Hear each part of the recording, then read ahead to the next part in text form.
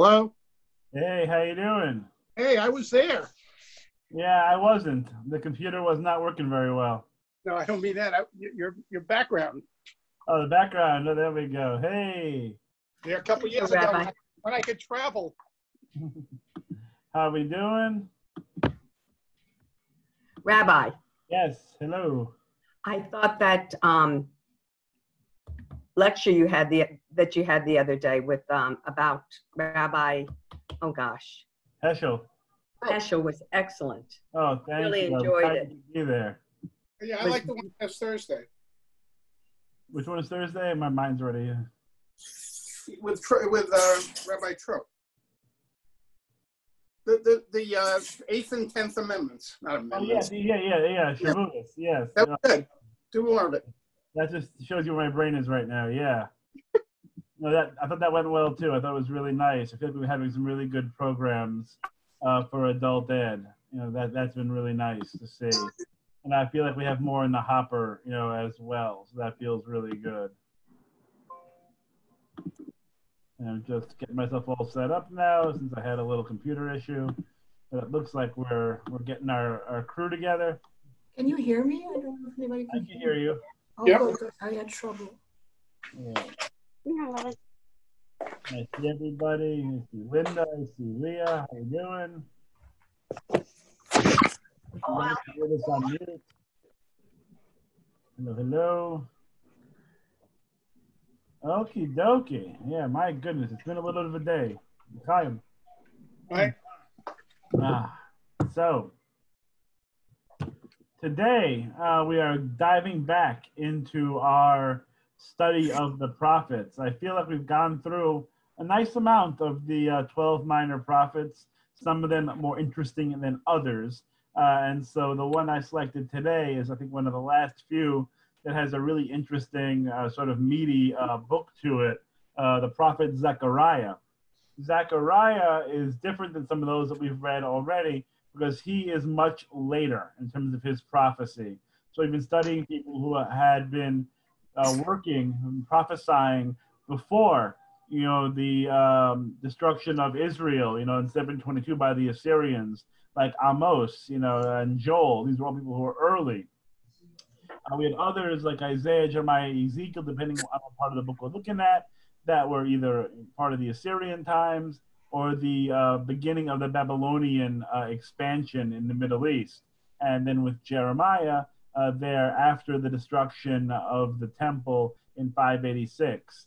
Zechariah is even later. Zechariah is actually in the Persian period when he's speaking. This is after the Persians came in and knocked off the Babylonians and allowed the Israelites, if they had so chosen, to go back to the land of Israel and to rebuild the temple. So his prophecy is one of the latest ones that we have in the Tanakh, in the Bible. It's a longer book. It's, I think, actually one of the longest books that are in the so-called minor prophets, that aren't Isaiah, Jeremiah, and Ezekiel. This book, it's 14 chapters, but they're basically divided. The scholars, when they look at this book, they divide it into two sections.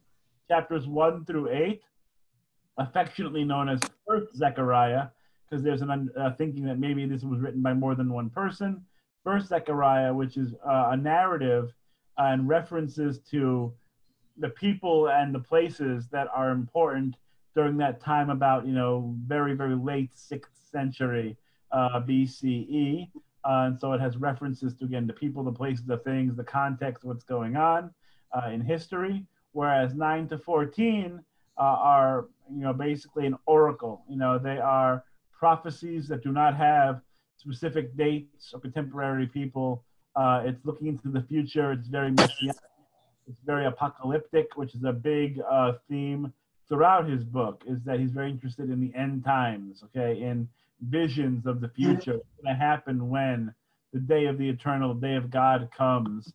And so there's a lot of imagery that is apocalyptic, dealing with the end of the world. And we have some pretty famous passages that we'll maybe see today or next week that deal with those ideas. He has a great zeal for the rebuilt temple, the idea of the people being purified and the coming of this ideal messianic age. He talks about angels, this esoteric imagery, the hope that he has, which is a hope still shared today by members, especially of the Orthodox and the Haredi, the ultra-Orthodox communities, that the rebuilding of another temple, a new temple, a third temple era, would then transform the entire world. For Zechariah, he hoped the second temple would be the one to transform the entire world. That everything would be different when that was rebuilt and when it was consecrated. And so he has this very idealistic, very utopian, very sort of off the beaten path ideas, but he also has very practical concerns about the behaviors of the average Israelite. And so the second part of the book, the first part of the book, again, we have that sense, 520, 518, BCE, and sort of in that area, because of the people involved in the discussions. The second part of the book can be even later, almost to the time of Alexander the Great of Greece. So again, pretty late in terms of a book. So that's what I have a question. Sure. I have a question. Quick question. Why do you have minor prophets and major prophets? What's the distinction? So the terminology they use there is minor and major prophets. The major ones being the big three, Isaiah, Jeremiah, and Ezekiel, much longer books, 40, 50, 60, 70 chapter books that go in great length and great detail and great esteem. So they're seen as sort of like the best ones, so to speak, the ones that have the biggest impact and the biggest length of prophecy, whereas the minor ones have smaller books and a little bit more confined. Like some of these books have one chapter, 2 chapters in it. They're pretty short, and they're seen as sort of less, a little less important otherwise. I don't think they would have maybe liked the distinction of minor prophets. I think they probably thought they were pretty cool for their time. Yeah, that's Okay, thank you. Yeah. So I'm going to do now is I'm going to share my screen, and we're going to look at the words of Zechariah. Let's join together in the blessing. Baruch atah Adonai Eloheinu melech haolam asher anu b'mitzvotav v'tzivanu b'divrei Torah. Yay. Okay, and so I have a question before we get started. Is tonight's lesson rated G or parental guidance? this is going to be rated PG. Rated what? PG? Yeah, PG. Okay, because Bill had to leave last week. Okay, thank you. For violence and for whatever, but and for imagery maybe, but it's a PG rated lesson. Okay. Bonnie, you want to start us off? Sure. In the 8th month of the 2nd year of Darius, this word of the Eternal came to the prophet Zechariah, son of Berechiah, son of Edu. The Eternal was very angry with your fathers. Say to them further, thus said the Eternal of hosts. Turn back to me, says the Eternal of hosts, and I will turn back to you, said the Eternal of hosts. Do not be like your fathers, for when the earlier prophets called to them, thus said the Eternal of hosts, come, turn back from your evil ways and your evil deeds. They did not obey or give heed to me, declares the Eternal. Where are your fathers now? And did the prophets live forever?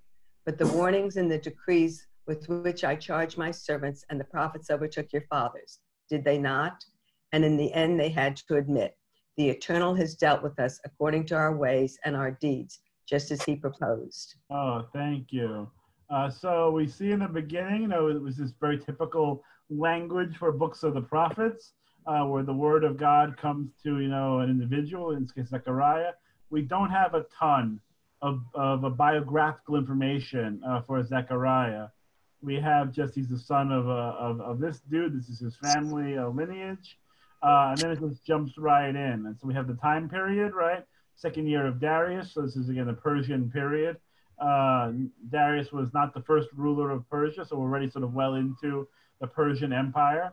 And then we get a little background, and basically saying, hey, remember, right? Judaism is big on memory, right? Zachor, we have to remember what happened before us. And we get this very, again, prophetic language that we have in other books, the idea of teshuva, right? Turn back to me, and I will turn back to you. Let's reorient ourselves to each other. Don't be like your ancestors, because the ancestors warned them, hey, don't do this, don't do that. And they didn't listen. But the idea being, and you see this in verse 6, that the idea is the people might pass on, but the ideas, the values should live on past them. So the ideas and the God's words live forever, even though people pass away. And so God can say, look, I told you what the right thing to do was, so remember what the right thing to do is. Don't misbehave, so to speak. Don't stray from the commandments, and things will be better. I changed all of the lords to the eternal, using a little, couple clicks on find and replace. You're going to still see some of the he's and his's in this. It was just going to be too onerous to fix that, and it was going to be harder to even read it the more you play with some of this. It just becomes a little bit clunkier. So I apologize for some of the masculine language, but that's going to be just how it's going to be for tonight. Okay. What do we have so far? Debbie, I have a question, Rabbi. I mean, everybody's going to die, and all he's talking about is that people have died. So where's the punishment or the problem here? The problem is that they died in a tragic way compared to dying a different kind of death. The idea being is that there's going to be divine punishment if they don't obey, and so the idea that they were wiped out, they were castigated for their sins, and they put into exile. And now let's not do that again. Let's not have another problem that we had already. Because remember, in this period, things are beginning to look up. Things are beginning to be more positive because the Persians are dealing with the Israelites in a different way. And they had a lot more edicts of tolerance and of basically go home, do what you want, just pay taxes. Like give us the money and we'll be thrilled. And we're not going to have a problem with you. You won't have a problem with us. Just pay the taxes. And you'll do whatever you want. They're going to have some influence in the government of Judah, but they are not going to be as interested in ruling with an iron fist. It's going to be more of a peaceful time period, and God's telling Zechariah, make sure the people behave in the right way, or else it's going to be a problem again. Even in this peaceful. What's the subject? Okay, Debbie, you want to pick up? On the 24th day of the 11th month of the second year of Darius, the month of Shabbat, this word of the Eternal came to the prophet Zechariah, son of Berechiah, son of Iddo. Go ahead. In the night, I had a vision.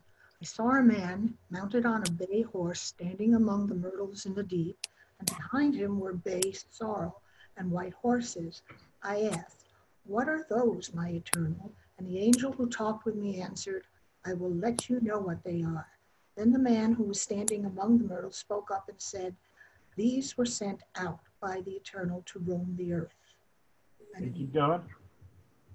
And in fact, they reported to the angel of the Eternal who was standing among the myrtles, we have roamed the earth and have found all the earth dwelling in tranquility.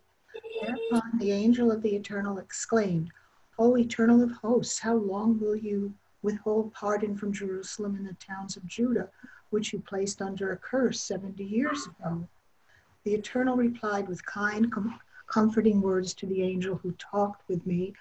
Then the angel who talked with me said to me, proclaim, thus said the Eternal of hosts, I am very jealous for Jerusalem, for Zion, and I am very angry with those nations that are at ease, for I was only angry a little, but they overdid the punishment.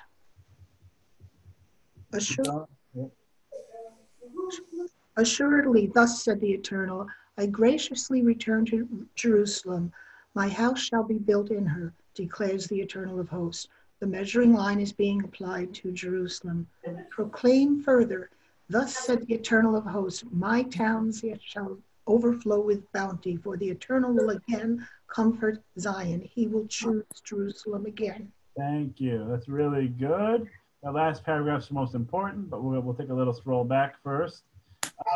So, as I mentioned, Zechariah deals in visions, deals in greater prophetic visions that are a little mystical, a little esoteric in nature. And so he has this vision of horses. And these horses are basically messengers. And they say, hey, these horses are going to go all over the world, and they're going to report back, and they're going to tell you what they found. And so the horses roam all across the world, and they say, hey, look, nice. Everything's going great, generally speaking. There's a lot of tranquility and happiness, but not with Judah yet, and so that's sort of the complaint here. So the angel says to God, like, hey, look, maybe it's time to let it go. Maybe it's time to, not keep this grudge going that you had with the Israelites because of their behavior. Maybe it's time to remit punishment and get back to the relationship that we had prior to the sins, prior to the transgressions of the people. And so then God responds, to the angel, comforting words and saying, hey, you're right, and in fact, you should know, angel and everyone else, that Jerusalem is important to me. I'm very passionate about it. And Jerusalem is very meaningful. And I'm actually a little bit ticked off, a little angry that the other nations are at ease because maybe they punished Jerusalem too much, and so this gets into that concept that everything that happens is through God's will, it's through God's agency, that God basically withholds or cancels the protection of the Israelites so that the bad guys can come through and do bad things to the Israelites. You can put us into exile, enslavement, whatever it might be.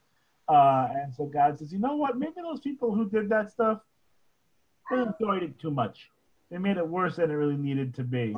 And God doesn't really care for that at this point. And so it ends with this really nice paragraph here, and very important theologically, that assuredly, this says the Eternal, I graciously return. Again, back to the idea of teshuvah, shuv, it's a return. So it's almost like God has left, right? God has departed.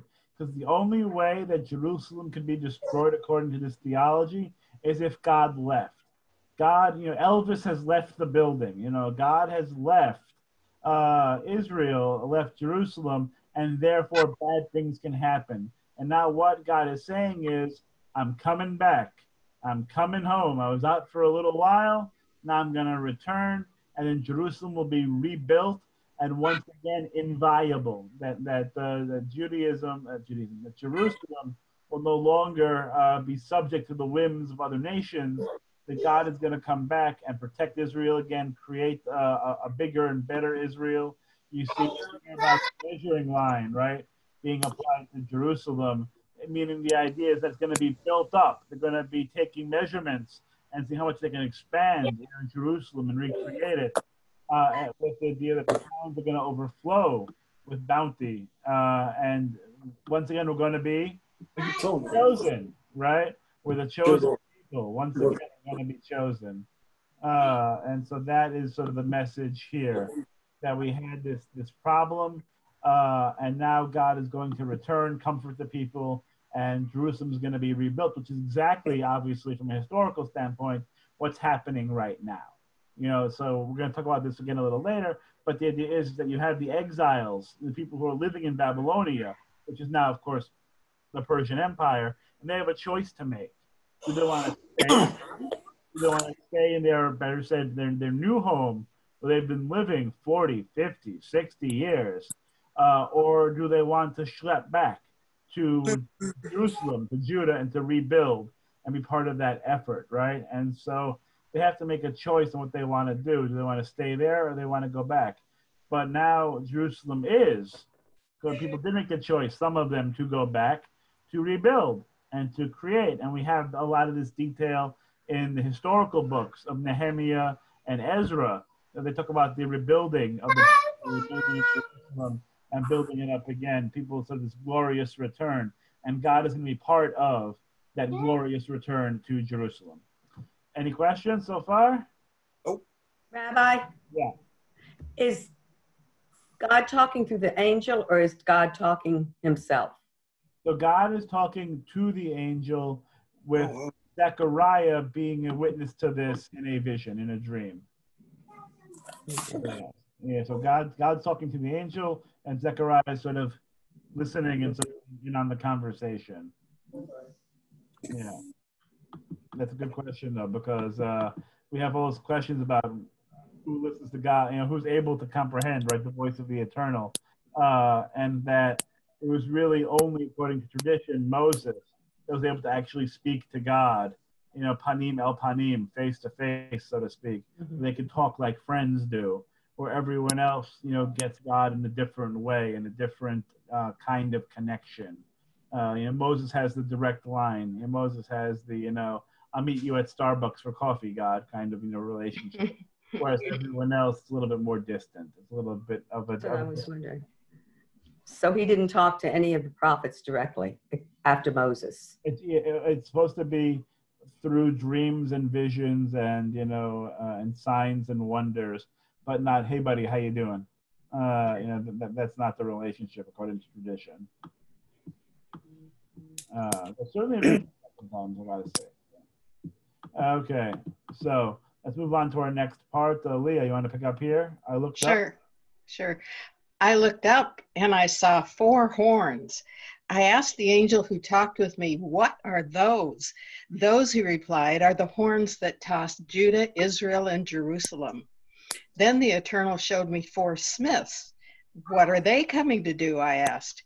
He replied, those are the horns that tossed Judah so that no man could raise his head.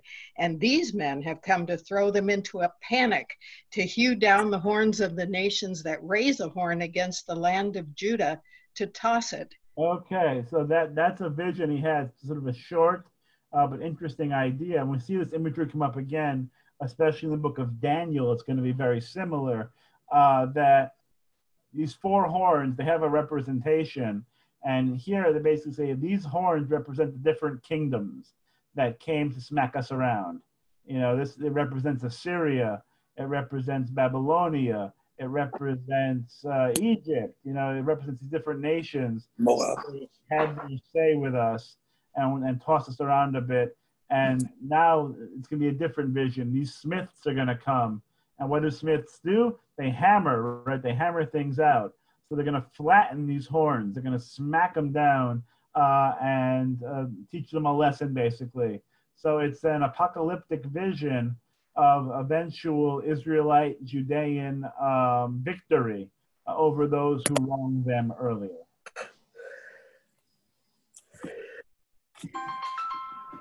Okay, Leah, you want to keep going here? I looked up. Sure. I looked up and I saw a man holding a measuring line. Where are you going? I asked. To measure Jerusalem, he replied, to see how long and wide it is to be. But the angel who talked with me came forward, and another angel came forward to meet him. Okay.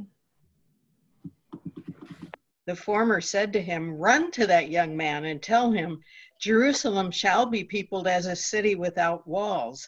So many shall be the men and cattle it contains. And I myself, declares the Eternal, will be a wall of fire all around it, and I will be a glory inside it. Beautiful, beautiful thing.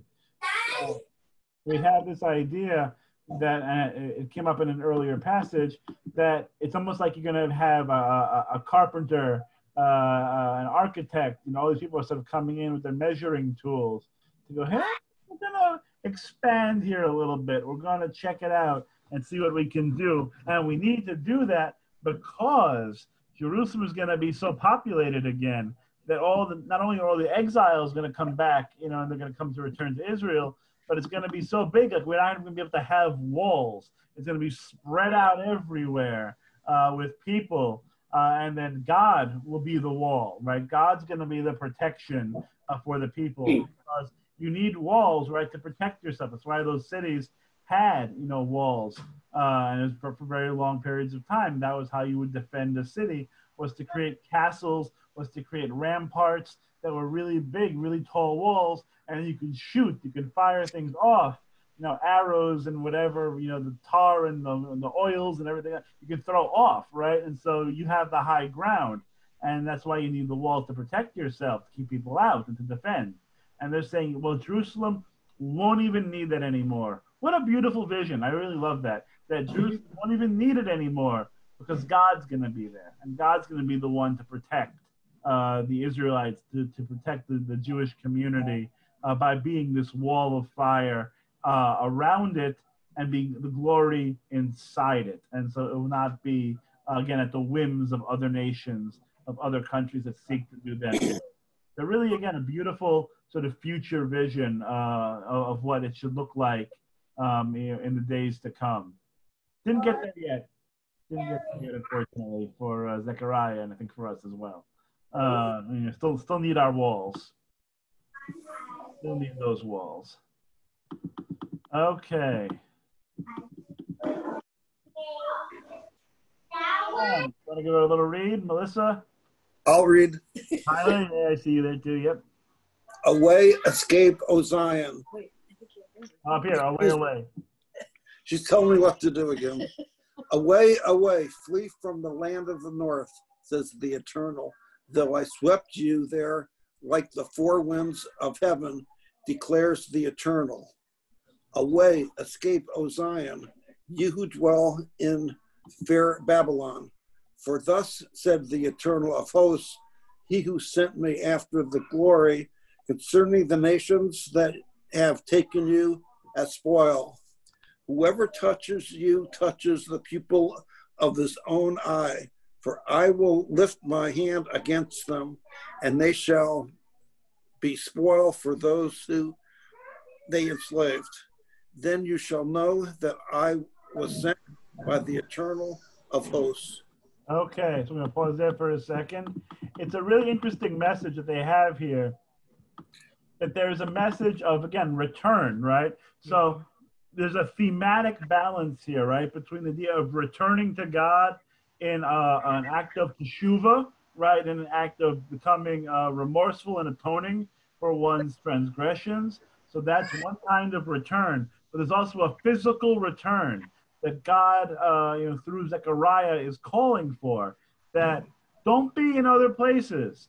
Don't be up in the north, in places where you're not supposed to be anymore, even though it was God who helped that happen, unfortunately, with the scattering of the people. Don't be there anymore, okay? Those of you who are in Babylon, pack your stuff up. It's time to leave. It's time to go back home. That's not your home anymore. Your home is Jerusalem. Your home is Judah. Pack up all your belongings and get there. And that if anyone harms you, if anyone tries to, bother you, there's going to be, again, a recompense for that. There's going to be a punishment for those who want to mess with you. It's almost like if they try to bother you, it's like stabbing themselves in the eye, with their finger, in a way. Like they're going to hurt themselves if they try to hurt you because of God's protection. But it really is a powerful message, and it's a message that's going to be replayed over the span of until now, basically, thousands of years of where should the Jewish people be? Where should we live? Because if we live in Galut, if we live in exile, as the rabbis would say, of a certain generation, that comes with challenges. That comes with potential problems. You're living in a minority, as a minority community amidst the majority. Don't do that, is what Zechariah would say, through God. Pack your stuff up, head to Israel. It's time to make Aliyah, right? It's time to go back to Israel, because that's where we're supposed to be. And that debate's going to happen over the course of, 2,500 years plus from the time of Zechariah, which is, again, where should the Israelites maintain a residence? Are we going to be okay, right? Can we live a Jewish life, a full and meaningful, engaged, vibrant Jewish life in Clearwater, or do we have to move to Jerusalem in order to do that? And obviously, the balance of history has shown us that we can make Jewish lives anywhere, that we want to live. We can create community, and we can create a vibrant Jewish experience. But once again, there are those who would say, pack up your stuff, and head there, because that's, again, the true homeland of the Jewish people. So there's that, again, that balance, dichotomy that I think we as a people deal with. Okay. David, you want to pick up there? Melissa, you want to pick up there? Sure. Shout for joy, fair Zion, for lo, I come, and I will dwell in your midst, declares the Eternal. In that day, many nations will attach themselves to the Eternal and become his people, and he will dwell in your midst. Then you will know that I was sent to you by the Eternal of hosts. Thank you. That's a good start. So yes, again, it's really beautiful imagery that God's going to be with us again. I mean, it doesn't get any better than that biblically, right? That God is going to come and dwell in our midst. God's going to be with us. This was the fight that we had in Exodus, right? Of the idea of God saying, you know what? After the sin of the golden calf, you're sort of on your own. An angel will lead you, but I'm not going to be dealing with you guys and your Michigas anymore. I'm going to sort of be off to the side. I'll oversee, but I'm not going to really be with you because I'm not happy. And of course, God relents. When Moses pleads, with God to not do that to the people, then God does dwell in their midst with the tabernacle, right, with the creation of the Mishkan, that God's presence would dwell in their midst. And that was a big part of, the rest of the Torah, right? It was that God is with them. God is with them physically, in a way, on their journey. And now that God has been absent for a little bit, God's going to come back, and it's going to be very, again, very meaningful and a really big moment for the people to have that. You can keep going, Melissa. The Eternal will take Judah to himself as his portion in the Holy Land, and he will choose Jerusalem once more. Be still all flesh before the Eternal, for he is roused from his holy habitation. He further showed me Joshua the high priest standing before the angel of the Eternal, and the accuser standing at his right to accuse him. But the angel of the Eternal said to the accuser, the Eternal rebuke you, O accuser. May the Eternal who has chosen Jerusalem rebuke you, for this is a brand plucked from the fire. Now Joshua was clothed in filthy garments when he stood before the angel. The latter spoke up and said to his attendants, take the filthy garments off him. And he said to him, see, I have removed your guilt from you, and you shall be clothed in priestly robes. Then he gave the order, let a pure diadem be placed on his head. And they placed the pure diadem on his head and clothed him in priestly garments as the angel of the Eternal stood by. Okay, I think we're going to pause there for a second, just for a second. Rabbi, excuse me, when is this all supposed to take place? 520 to 518 BCE. No, I mean, when is the prophecy for when the third temple is built, or when? So right here they're dealing with second temple. They had third temples for us for the future, since the second temple is already destroyed. But here it's the second temple. So the idea is that this is all happening in that 536 to 500 BCE time. So 536 is when the Persians come in and they defeat the Babylonians and send everyone home. But it takes a while even to get where they need to be, and then to begin to rebuild the city and rebuild the temple. And so it's in that time period where they are focusing on the rebuilding and renovation of the city, and then of course of the temple. And as part of that process, there's this vision of Joshua. Not the Joshua who fought the Battle of Jericho. That's a long time ago. This is a different Joshua, who's the high priest at this point, right? He's the Kohen Gadol. He is the high priest who is dead. And there's this little back and forth between the angel of the Eternal and the accuser. And of course, the accuser in Hebrew is? Satan. Satan. Satan is the accuser. And so we have, this little dialogue between the angel and Satan, and saying, look, we won. God's going to rebuke you, Satan, and that God is, is going to rebuke you, and this is not going to be a better time. Things were bad, right? Like the brand, the iron was in the fire, and it's in the fire. It's pretty darn hot. But now God is going to take the brand out of the fire, and it's not going to be burning anymore. The heat isn't being applied in the same way. Things are going to cool down a little bit. Things are going to get better. And as part of this imagery, it's really beautiful. That God is going to take Joshua, the high priest, who has been, this is the vision of degradation, right? It's a vision of servitude before that. It's again that metaphor that Jerusalem is sort of in tatters. Jerusalem is a mess because of all that has gone on. And now he's going to take off those clothes. We're going to strip him of these filthy rags, and he's going to now be back and restored to what he should be in the eyes of of the people. That he's not going to be tatters anymore. It's going to be beautiful priestly garments, these flowing priestly robes and diadems and all the other chazarai that goes with it. And it's going to be just like when we had it in Exodus and Leviticus, the ordination of the priests, and they're going to have that exalted maybe just one of a word, but that sanctified, rarefied presence amongst the people, and they're going to be able to do God's work once more as priests, which they haven't been able to do for 50 plus years. So they're going to be restored, right, to their higher position, to their post, and it's going to be a beautiful, wonderful time, and everyone's going to be really, really happy. But Rabbi, what country are they in right now?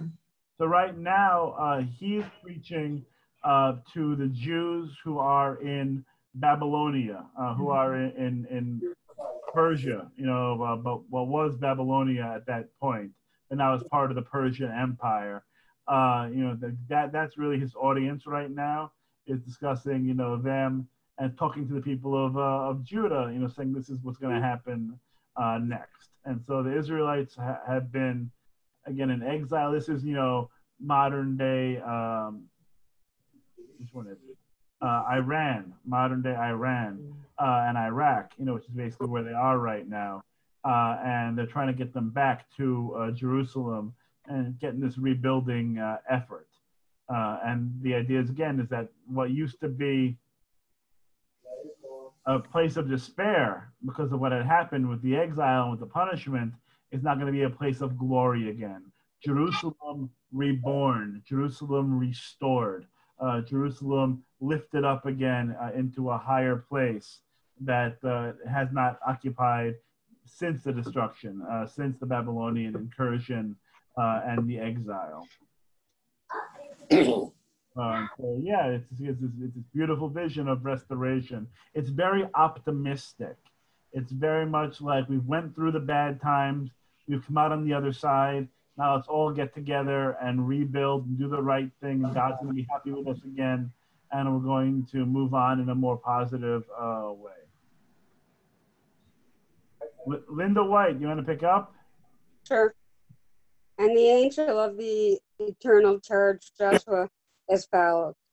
Thus said the eternal of hosts, if you walk in my path and keep my charge, you in turn will rule my house and guard my courts, and I will permit you to move about among these attendants. Hearken well, O high priest Joshua, you and your fellow priests sitting before you, for those men are a sign that I am going to bring my servants the branch.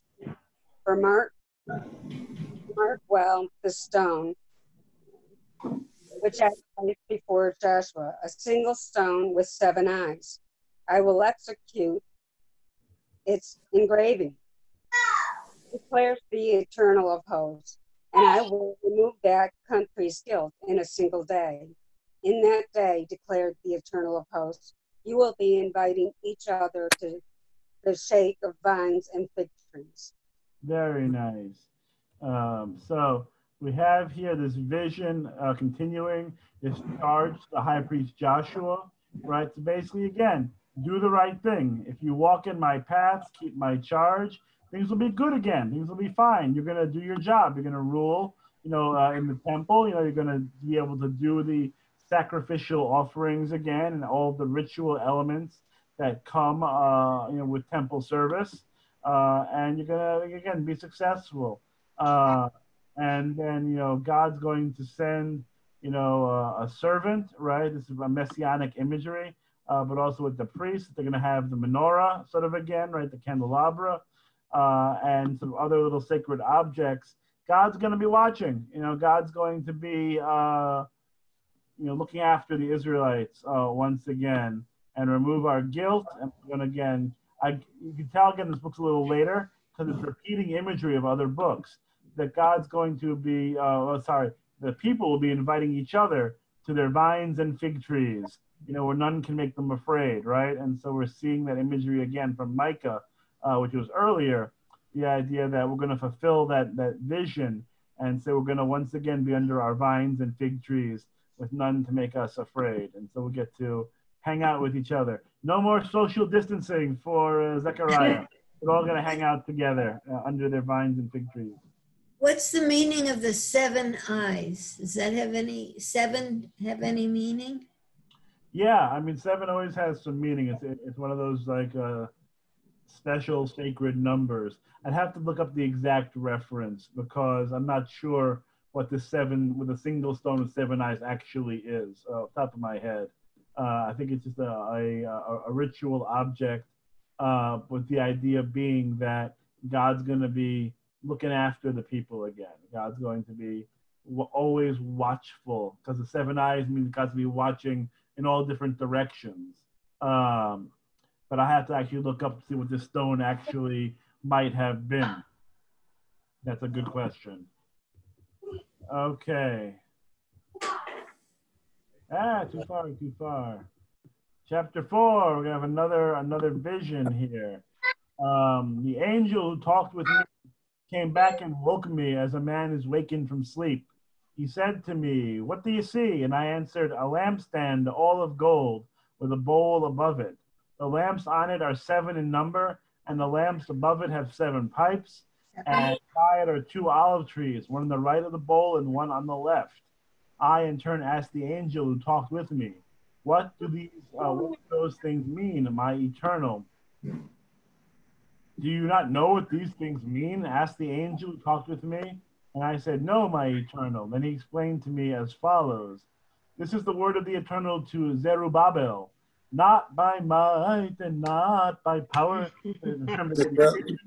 Not by might, not by power of my spirit, says the eternal of hosts. Wherever you are, O great mountain in the path of Zerubabbel, turn into level ground. For he shall produce that excellent stone. It shall be greeted with shouts of beautiful, beautiful. And so here it's really interesting passage. Really interesting passage here. What's another vision of the menorah, right? The menorah of menorahs, right? Is coming here. That we know in the temple, back in the time of Moses with the tabernacle first, and then when the time of David and Solomon came to build a temple with a capital T in Jerusalem, that the menorah was part of the ritual objects. The menorah would shed light within and without the temple property. And so they're seeing this beautiful idealistic menorah that's huge, back to 7 once again. So it's 7 lamps for lighting, and the lamps above it have 7 things coming down to it, because you have the bowls that are filled with oil. So the oil goes down through the pipes and then into the lamps, and then the lamps are lit. And so it's a beautiful menorah that has almost an everlasting, I think the idea is supposed to be everlasting, oil connection, because there are 2 olive trees next to it. The olive trees produce the oil goes down, and it lights up, and it's a beautiful menorah. And so Zechariah is like, "Well, what is this? What does this mean?" And God says, "Hey, you don't know what this means? Let me tell you, that this menorah is going to give light to everybody, and it's going to be a representation of the Spirit of God. And the Spirit of God is going to be with the people again, shining forth. And that whoever gets in your way, is going to be humbled, is going to be knocked down. And again, so this excellent stone is going to be forged, and everyone's going to look at that stone and say, oh, that's just the most beautiful stone I ever saw in my life. It is beautiful, beautiful. It's this vision of everybody coming to the temple, coming to Judah and paying homage, of giving respect, of really, again, sanctifying God and God's temple. And so we see here, the word of God came to me, Zerubabbel's hands have founded this house. That was the person, that's the governor. That's the de facto ruler now, right? Because they don't have a king anymore. That time has passed, because they're still going to be like a fiefdom. You know, they're going to be a, what's the word for it? Like a proprietary territory. They're going to, you know, not have their own ruler in terms of being a king, but they're going to have their own levels of being a magistrate, protectorate.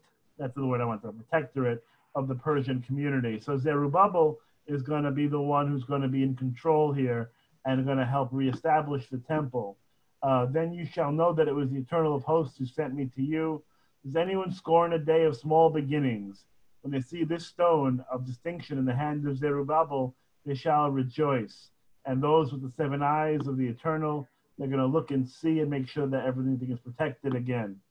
What, I asked him, are these 2 olive trees, one on the right and one on the left? I further said to him, what are the 2 tops of the olive trees that feed their gold through these golden tubes? And that represents the anointed dignitaries, right? They are the 2 anointed dignitaries who attend the Eternal of all the earth. So they're basically angels. It's God's messengers. So they are going to be there. In addition to God being there, the angels are going to be there by the side of the people to protect them and to, again, help illumine their experience.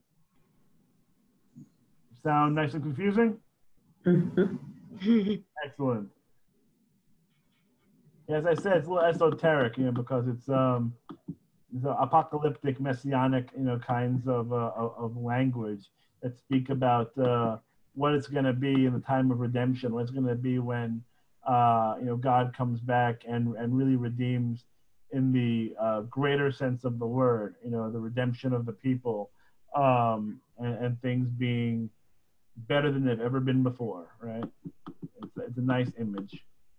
Bonnie, you want to give me a little bit of the flying scroll? Sure. I looked up again and I saw a flying scroll. What do you see? He asked, and I replied, a flying scroll, 20 cubits long and 10 cubits wide. That, he explained to me, is the curse that goes out over the whole land. For everyone who has stolen, as is forbidden on one side of the scroll, has gone unpunished, and everyone who has sworn falsely, as it is forbidden on the other side of it, has gone unpunished. But I have set it forth, declares the Eternal of Hosts, and the curse shall enter the house of the thief and the house of the one who swears falsely by my name. And it shall lodge inside their houses and shall consume them to the last timber and stone.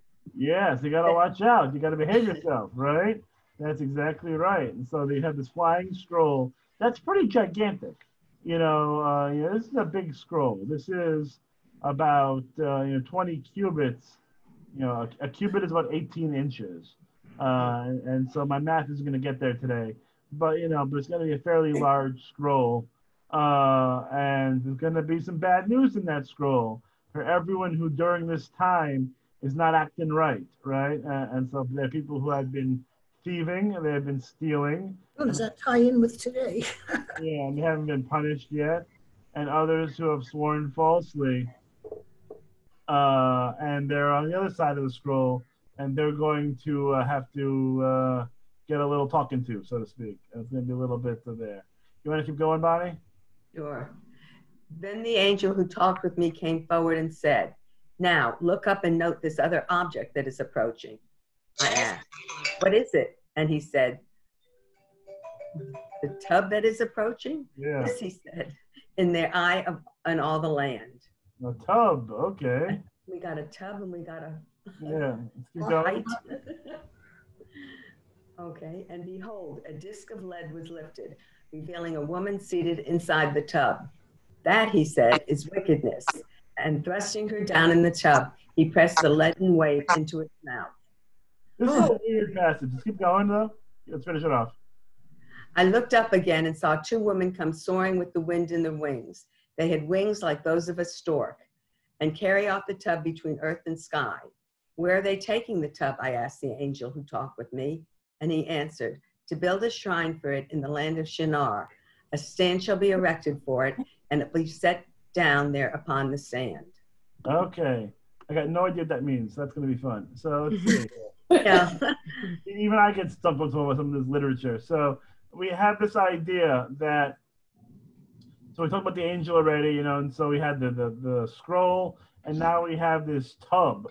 And the tub in it contains the representation of wickedness. And wickedness here is going to be squashed, I think is what they're talking about here. This wickedness is going to be destroyed in some way. And then this other image, right, of these women who are like angels of wings of storks, they're taking the tub to go, basically. They're saying, okay, well, this has to go somewhere. And they're taking it to Shinar. Shinar is a big city in Babylon. It was one of the big parts of the kingdom. And so my interpretation of this is that they're erecting a monument that's dedicated, I think it's actually, in its way, I think could be very meaningful, a monument dedicated to the end of wickedness, a monument dedicated to suppression of evil. And where does that need to go? It needs to go what's going to do the most good, Babylonia, because they were terrible there, and they did horrible things to the people, with the destruction of the temple, with the exile. And so it's almost going to be a reminder to the people who live there to not do bad things anymore, that wickedness has been overthrown, and they now are going to be reminded they have to act well, they have to do justly, and live according to God's laws. So it's almost like a monument, a reminder. And that's why we build monuments, right? Is to remind us, we honor people by building the monuments who lived exemplary lives, ideally, or we build other kind of monuments and markers that, again, have meaning behind them to remind us of important times and important values. So I think that's what this is. It's my interpretation of this. I mean, why are they building a shrine to a tub with a wicked lady squashed in it? I didn't know what they were smoking. That's another story for another day. It was actually an article. There's something going on there. I don't know if you saw this article. It's an article that came out recently that according to new archaeological evidence in certain places in Israel, the Israelites seem to be burning cannabis. At some well, good for them. That might explain a couple things from the prophet. Certainly explains this passage. But they did being it's a monument to the end of evil. I think that's what they're talking about here. Okay. Representation for evil being overthrown, and now we're going to use this to remind us of that. So we're just about at 8 o'clock, but we have 2 minutes left. Maybe we have time for just a little bit more. So we got chariots next. Okay, Debbie, you want to read about chariots? I looked up again and I saw 4 chariots were coming out from between the 2 mountains. The mountains were of copper. The horses of the first chariot were bay. The horses of the second chariot were black. The horses of the third chariot were white, and the horses of the fourth chariot were spotted, dappled. And I spoke up and asked the angel, I spoke up and asked the angel who talked with me, what are those, my eternal? In reply, the angel said to me, those are the 4 winds of heaven coming out after presenting themselves to the eternal of all the earth. The one with the black horses is going out of the region of the north. The white ones have gone out to what is the west of them, and the spotted ones have gone out to the region of the south, and the dappled ones have gone out. They were ready to start out and range the earth, and he gave them the order, start out and range the earth, and he gave them the order, start out and range the earth, and they ranged the earth. Then he alerted me and said to me, take good note. Those that went out to the region of the north have done my pleasure in the reign of the north. The word of the Eternal came to me, receive from the exiled community, from Heldai, Tobijah, and Jediah, who have come from Babylon, and you in turn proceed the same day to the house of Josiah, son of Zephaniah.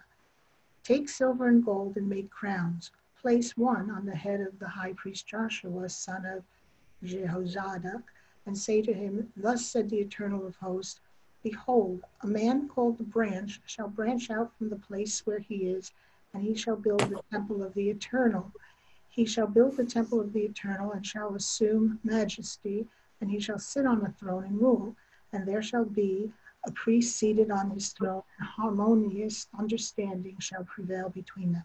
Okay, I think that's good. It's going to be continued on but it's a long run to get there. But basically, we have another vision of horses. Horses seem to be pretty important. To Zechariah, this imagery that these horses are going to travel everywhere and basically spread the word, right? That good times are ahead, good times are coming, and that we're going to use these horses to spread that good word, and people are going to come back to Jerusalem and be part of this, ceremony. So these are just again more dudes, more people that are going to come, and they're going to create, or renew the priesthood again. So the one in charge is going to be Joshua, right? But we're going to have other people that are going to come and be helpers, people who are going to restore temple worship and sacrifices again. And it's going to be beautiful and glorious and all that good stuff. So that really is the focus of Zechariah, right, is the creation of this time and goodness and transformation, where once the temple gets rebuilt and restored, it's going to be this idyllic, utopian scenario. Didn't work out so well, but it's a nice idea from Zechariah. What he was sort of looking for is that when this day comes, things are going to be peaceful from there on out. And it's a nice idea, but it shows you, I think, how important temple service, right, and the idea of renewing ritual was to Zechariah and to the people. They wanted to get back to normal.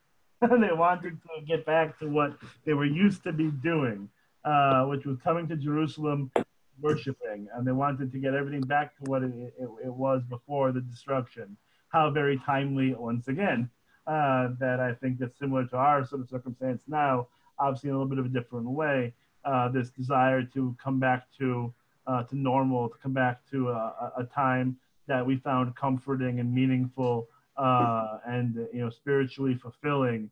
That we're all sort of in exile in a way in our own homes, or so doing different things, social distancing. But the idea being eventually will be a time we can all come back and rejoice together. Nice message, I think. Good message. Okay, my friends, that's going to end the Bible study for today. We're going to dive right into the next class in just a couple of moments. So we can take a little break, a stretch. We can chat for a moment or two before we dive into the next thing. We're going to probably... Rabbi, I'm leaving. Thank you. My pleasure. I'm speaking in a washroom. How to leave. How do I leave? Oh, there it is. There's a leave. There we go. I have to take a wash and I'll be right back. Sure.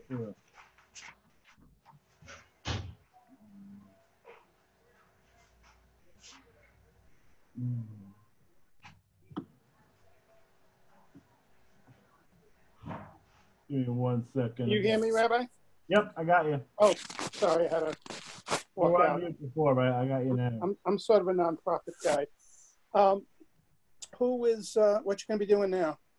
We're going to actually start off with it's actually, where we ended with the Bible studies that we're going to almost pick up in a way, is that we're going to discuss the origins and development of prayer.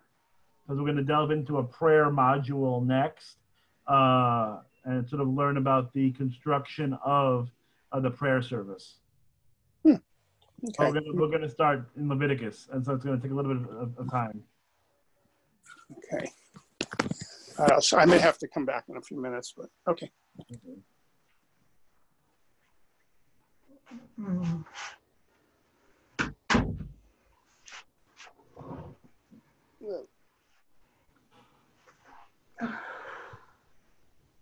One.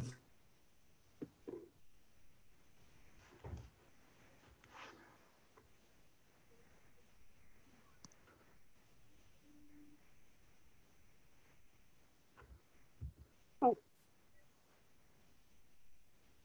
I'm with my Linda, you're sideways. Oh, now you're right way. now. Now you're right up. Yeah, this whole thing had knocked out completely, and I had to go back and start, start the tablet all over again. Oh. Strange things. Linda, my hair has never been as long as this. I just refuse to go to the salon. I've already cut Bill's hair twice. I've saved him at least $25 by cutting his hair, but he can't cut my hair for sure. So I am going to get a haircut on Thursday. Oh, good. Yeah, it felt real good when I got mine done. I'm going to wear the mask, and I called the salon, and she said that they are social distancing. She's booking her appointments like an hour between everybody, so I'm hoping to be okay. Hi, Karen. Right. Hey, Miss Debbie, did you get my email? I did, and I thank you. I have a collection this high, so I didn't have time to look at the ones that you sent me, or I did go online to look for them, I should say. Yeah, all I sent you was the journey or something like that. No, the vowel thing that Gary made up for us. The what? That list of vowels. You asked about that. I knew I had that. The one that Gary made up. I have that. Gary once gave that to me in class. I got that. In fact, today I just made better copies of it because I spilled coffee on one of them. Oh, okay. But you gave me a group of books that are beginning books. Yeah, and Gary still has the other one. I cannot, for the life of me, remember. Well, I have it, but I don't have the name of it. I've told him he has to go look for it. Yeah, no, I guess I'll take a look at it if they give you, but I think I have enough beginner books to get to where we are in that advanced book that we are now. And that's also, remember that Thursday's our last class with Laura. I don't think Laura's teaching. Thursday, there is a class because it was online. I know there's a class, but aren't you teaching that one, Rabbi? No? There. Okay. No, I have something earlier in the day on Thursday. I have something from 5 to 6. That's more of just like a check-in. Hey, how are you? But it's okay. not a class. She's teaching this week, and I'm not sure, but my impression was she's teaching next week also. Okay. Yeah, I didn't know she was feeling well enough. Well, I mean, she's been not feeling great, God knows, but I mean, she's capable of teaching. She's home. She's her hands are not what they need to be, but she can still teach. Okay.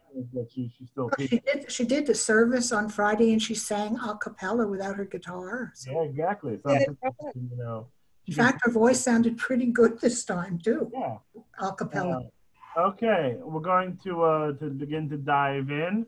We're moving on to our next module that is, sort of directed a little bit more towards adult B'nai Mitzvah, because I want to delve into prayer and delve into the origins of development of prayer, and then we're actually going to get into starting next week, and we'll do this for a few weeks, a couple of weeks, maybe a few weeks, depending on how much we really want to delve in to the meaning behind the words, sort of in a way that we'll start off, 101, but my hope is that we can sort of delve a little deeper into some of the meaning and some of the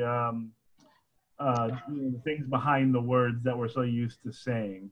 And so it's for everybody, obviously, but it's really specifically in my head thinking about how we really want for adult B'nai Mitzvah to get a sense of some of the backgrounds and some of the meanings of the different prayers that we say during the Shabbat service and how we get there. So now we're going to focus on how we get there generally to prayer. Easter Island. Yeah, I know, something different. Oh, okay. Yeah. Maybe there was some logic and I'm missing it. Okay. Yeah, it's Rappanui. Didn't have any mystical meaning behind it today. Just more, hey, why not? Okay, that's fine. Yeah, I'm a little, I feel like choosing my own Zoom backgrounds are part of my control. It's a little bit of control, right? A little bit of control, and changes it up for me. Okay. So I had the Price is Right background for our fundraising meeting. Oh. That's cute. Oh, Trying That's thematic. Yeah, that was a little more thematic. Okay, I'm going to share my screen. And this is going to be one of those where, I'm going to talk for a bit, but please feel free to ask questions, as we go through.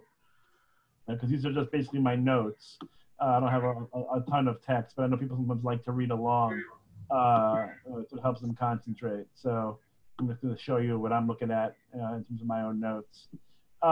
So when we begin talking about prayer, when it comes to the Bible, the first thing you have to recognize is the Bible doesn't really know from prayer. We don't have a lot of it in the Torah. We don't have a lot of it in the Bible, generally speaking.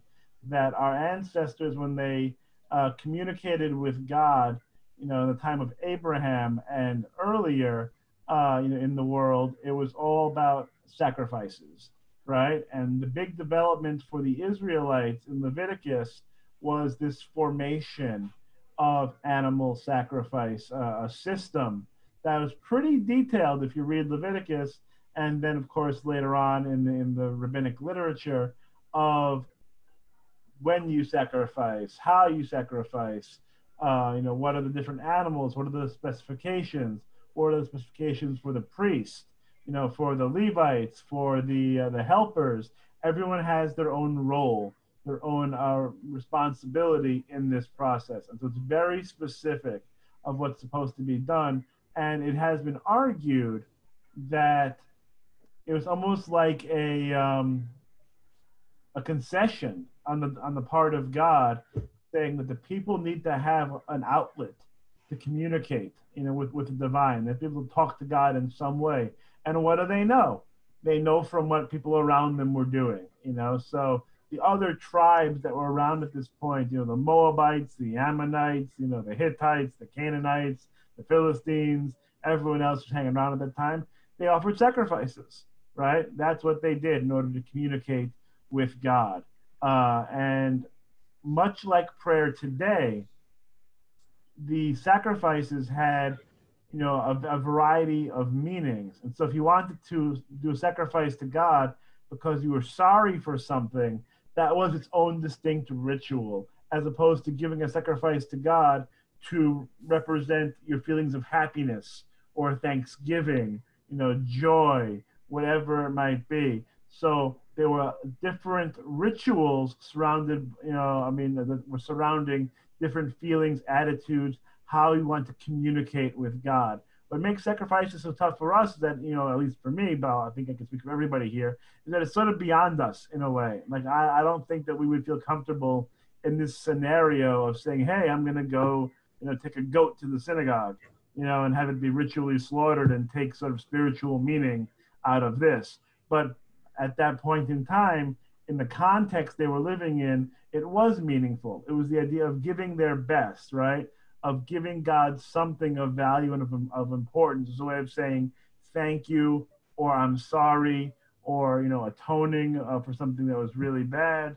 Whatever it might have been, but the greater point is there's a procedure, right? There's a structure for what they wanted to do. They built a system that was in place, that was a leveled system of having your priests and your Levites and your helpers, different animals, different ideas, and it has created a whole sacrificial system that would be something the Israelites could follow and understand as their way to communicate with God. Because if things were just everywhere, and there was no rhyme or reason, the thought was that wouldn't be meaningful. There had to be specific ways of doing it. And as I mentioned here on point 3, that there are times of the year, right? Times of the day that these things took place. According to Jewish tradition, how many times a day are we supposed to pray? 3. 3. And why 3? I don't know exactly. Right from here, right from the sacrificial system. Because you had, sacrifices in the morning, sacrifices at noon, sacrifices at night. And so because they sacrificed 3 times a day in ancient times, that's where that idea came that we're going to pray 3 times a day. And even what's offered, there are flour sort of meal offerings that take place more in the morning. So that's pancakes, that's pancakes and syrup. And they're able to have breakfast in the morning, and then the meat comes later in the day, with the goats and with the pigeons and with the ox. These are all sort of heavier sacrifices, the ones that aren't completely burnt up, of course, but the ones where there's meat that remains, and it feeds the priests, and it feeds the Levites who don't have a portion. They don't have holdings in the land. They're supported fully through temple sacrifice, through this system of worship. And so when the holidays came along, everyone would go to the temple, right? Everyone would go on Sukkot, on Shavuot, on Rosh Hashanah, on Passover. They would all come to the temple, and it would build community, right? They would all be together at the same time, at the same place. So much like a synagogue would function later, there's times that we come to worship. If you show up at the synagogue to have a worship service Wednesday at 4, you'll be by yourself. No one will really be there to pray with you because we don't have a service scheduled for that time. We have 7 p.m. on Friday. You know when the time to come is, and we come together and we worship. But you can't just randomly come on a Tuesday morning to the synagogue to pray with the community. You can come to pray whenever you want, but you can't pray with the community unless the community has allotted the time or they're coming together. Okay, so that is the initial form of sacrifice, but we have to point out it isn't the only kind of worship or prayer that we find in the Torah. There are a couple instances of what we call spontaneous prayer that happens. So when we pray at the synagogue, we have a prayer book that we use, Mishkan Tefillah. We're going to get to that a little later on, obviously. But they didn't have Mishkan Tefillah in the time of Moses. They didn't have Mishkan Tefillah in the time of Jacob. But they did have words, they could say for prayer. And so there are a couple of instances of spontaneous prayer. Moses, utters the shortest prayer that we have sort of in the Bible when Miriam is stricken with sara'at, with this skin disease. So we remember the story. Miriam and Aaron start chatting a little bit, and they get maybe a little negative towards Moses. So God strikes Miriam with the plague of sara'at, and then Moses sees this and is overcome. He's not happy, doesn't want to see his sister harmed in any way, and so he says, El na rifana Allah, God, please heal her, please. And God prays for Miriam's health, and so it becomes something where Miriam has to be isolated for X number of days, but then she is restored to full health. Jacob also prays, this is even earlier, right, that he's worried. This is after he had stolen the blessing from Esau. Years had passed, and they're about to have a confrontation, right?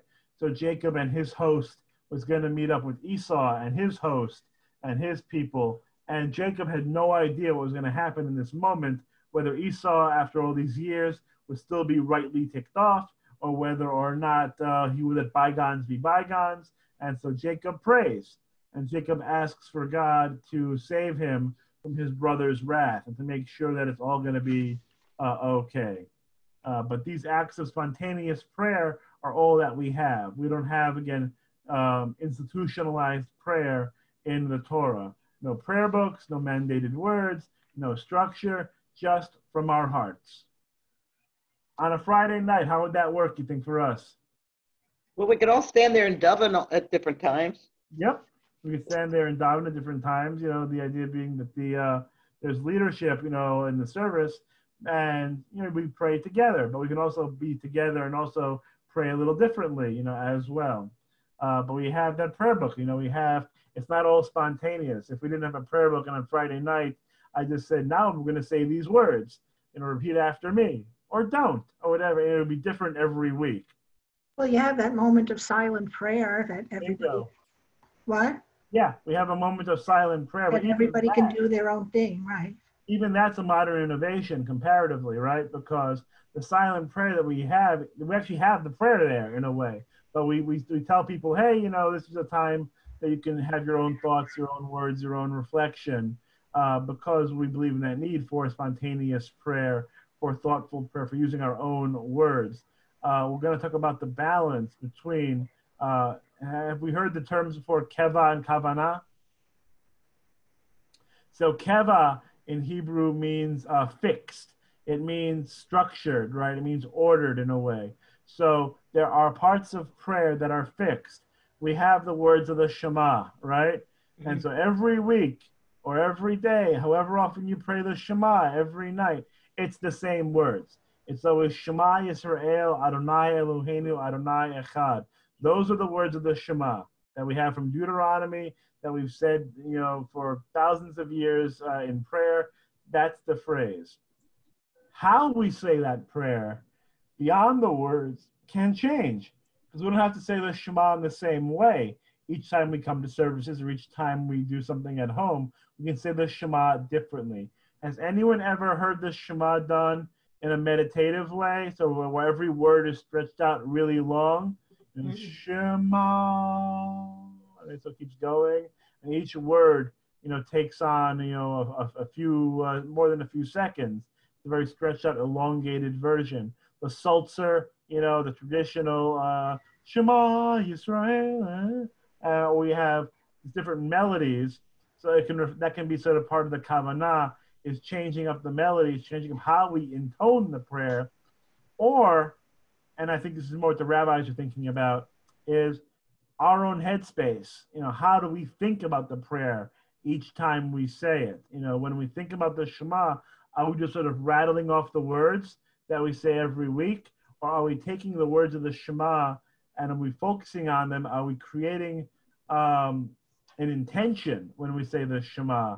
Are we focusing on God's oneness when we say the Shema? Are we focusing on the idea of listening, the idea of hearing, of being attentive to God and or to others? Are we thinking about what it means to be a witness, for God in the world? What are we focusing on when we say the Shema? Are we thinking about, news of the day, or thinking about other concerns, or just sort of drifting off? Where are our minds when we pray, right? That's what kavanah is all about. The words might be the same, right? The words have been structured. We have a prayer service that has an order to it. I'm going to talk about it a little bit more as we go. But we also have this idea that we ourselves can change it up in our own way. Our intention, our focus, our melodies, what have you. Now, we also need to note that after we have the books of the Torah, Genesis through Deuteronomy, we have the books of the prophets, Joshua all the way through Malachi, and then we have another set of books called Ketuvim, the writings. And the writings include the 5 scrolls, the Chamesh Megillot, like Lamentation and Esther and Ruth, and Ecclesiastes, Song of Songs. It contains the book of Daniel, contains Ezra and Nehemiah. But the first book of the Ketuvim, of the writings, it's called Tehillim. It's called Psalms. And the Psalms are probably our most sort of ancient version of standardized prayer. These Psalms were written, obviously a long time ago. They are purportedly all authored by King David. He didn't write one of them probably, but they're, according to tradition, they're authored by King David in 1000 BCE. But these are, again, most likely later innovations ascribed to David, because David was a musician. He played the harp, so the idea was it could be a nice thing to attribute to King David. But the Psalms express a whole host of emotions. So one Psalm can be a Psalm that talks about thankfulness and gratitude to God for blessings. Another Psalm can talk about the idea of just praising, our obligation to praise God. We read Psalm 23 at funerals, right? God is my shepherd, I shall not want. Talk about God's support for us in times of trials and times of grief. And there are psalms, frankly, that are psalms of desperation and of sadness and of anger. And these psalms were read and they were sung, or more likely sung, publicly. So we have a sense during sacrificial times that you would have musicians that would maybe sing some of these psalms as is part of the worship experience, or they could be read by individuals in their homes as a way of connecting with God. And I think one of the most fascinating things about the books of Psalms is that the emotions expressed in these Psalms are emotions that we have when we pray today, or we can have when we have today. Sometimes when we're praying, we're very happy and we're praising God for all of the things that are going well in our world. Sometimes we want to have a prayer of gratitude. Thank you, God, for my blessings and for, whatever, we're grateful for in that moment. And sometimes our prayers are a little harder. Sometimes our prayers might have a little different emotional tinge to it, of sadness, of longing, of sorrow. And I find it, again, I think pretty meaningful that the people who wrote this book thousands of years ago were experiencing similar feelings, whether it's joy or sorrow, anger or, relief, whatever it might be. The Psalms have that. And these were used as almost like proto prayers, that they were used as words that we can use to call out to God, even at the time of sacrifices. Sound good? Okay. So now we're going to delve into a little bit of history. So that was a little bit of a background of how we get to this point. So, can I ask a question? Sure, please. I have two questions. One is, what is the difference, or what determines whether one says the Lord or God? Like you just said Psalm 23, and I think it goes, the Lord is my shepherd, but you said God is my shepherd. So when does one use the Lord and when does one use God? That's question number one. And question number two is, what is this in the Shema, this oneness? What does that mean? Okay, so for the first one, in terms of the English translations, it's usually fairly common for Yud Hey Vav Hey, the tetragrammaton, when we say Adonai, for that word to be translated as Lord, because Adoni literally means my Lord, so Adonai is more of a plural. So Adon, Lord, comes in from Adonai, from the derivation of the name that we don't pronounce, but instead we say Adonai. So that usually gets translated into Lord. I don't use Lord usually in my studies and in my my speech about God, because Lord by its nature is a masculine phrase. And so, Lord versus lady. So I use God more as it's more gender neutral than using Lord. But Adonai is usually, again, transmitted or translated as Lord. I go between God or eternal, but in conversation, it's easier to say God than, the eternal is my shepherd, I shall not want. Other than that would probably be another derivation. Okay. In terms of Shema, we have the word Echad at the end of the Shema. It's the Shema Yisrael, Adonai Eloheinu, Adonai Echad.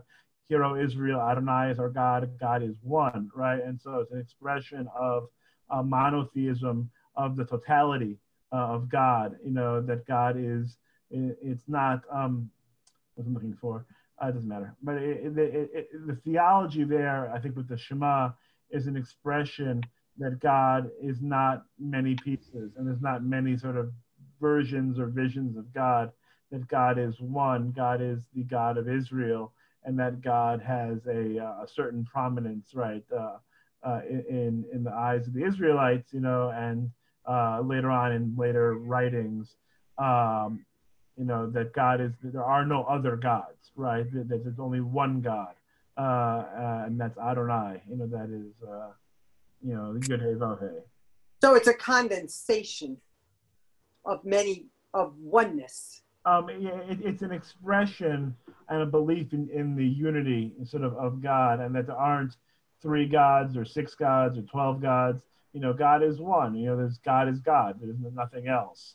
We're going to get that more in the prophetic literature than the Torah, but we're going to get that idea because, again, Deuteronomy is written late. Deuteronomy is written, during the times of the prophets, and so that expression of monotheism makes sense, in terms of the Deuteronomist's imagination, that his theology at that point could very easily be lined up with the Isaiahs of the world, because Isaiah predated Deuteronomy, at least some of Isaiah predated Deuteronomy, and the idea being that, again, it's not monolatric anymore. It's not the belief that you have our God, up here and other gods that are rung below, that there's monotheism, the belief in only one God, and there are no other gods that are around anymore. Thank you. That was really helpful. Oh, no, you're welcome.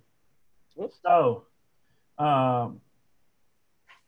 one thing that we're thinking about today is how our circumstances affect how we go about performing ritual.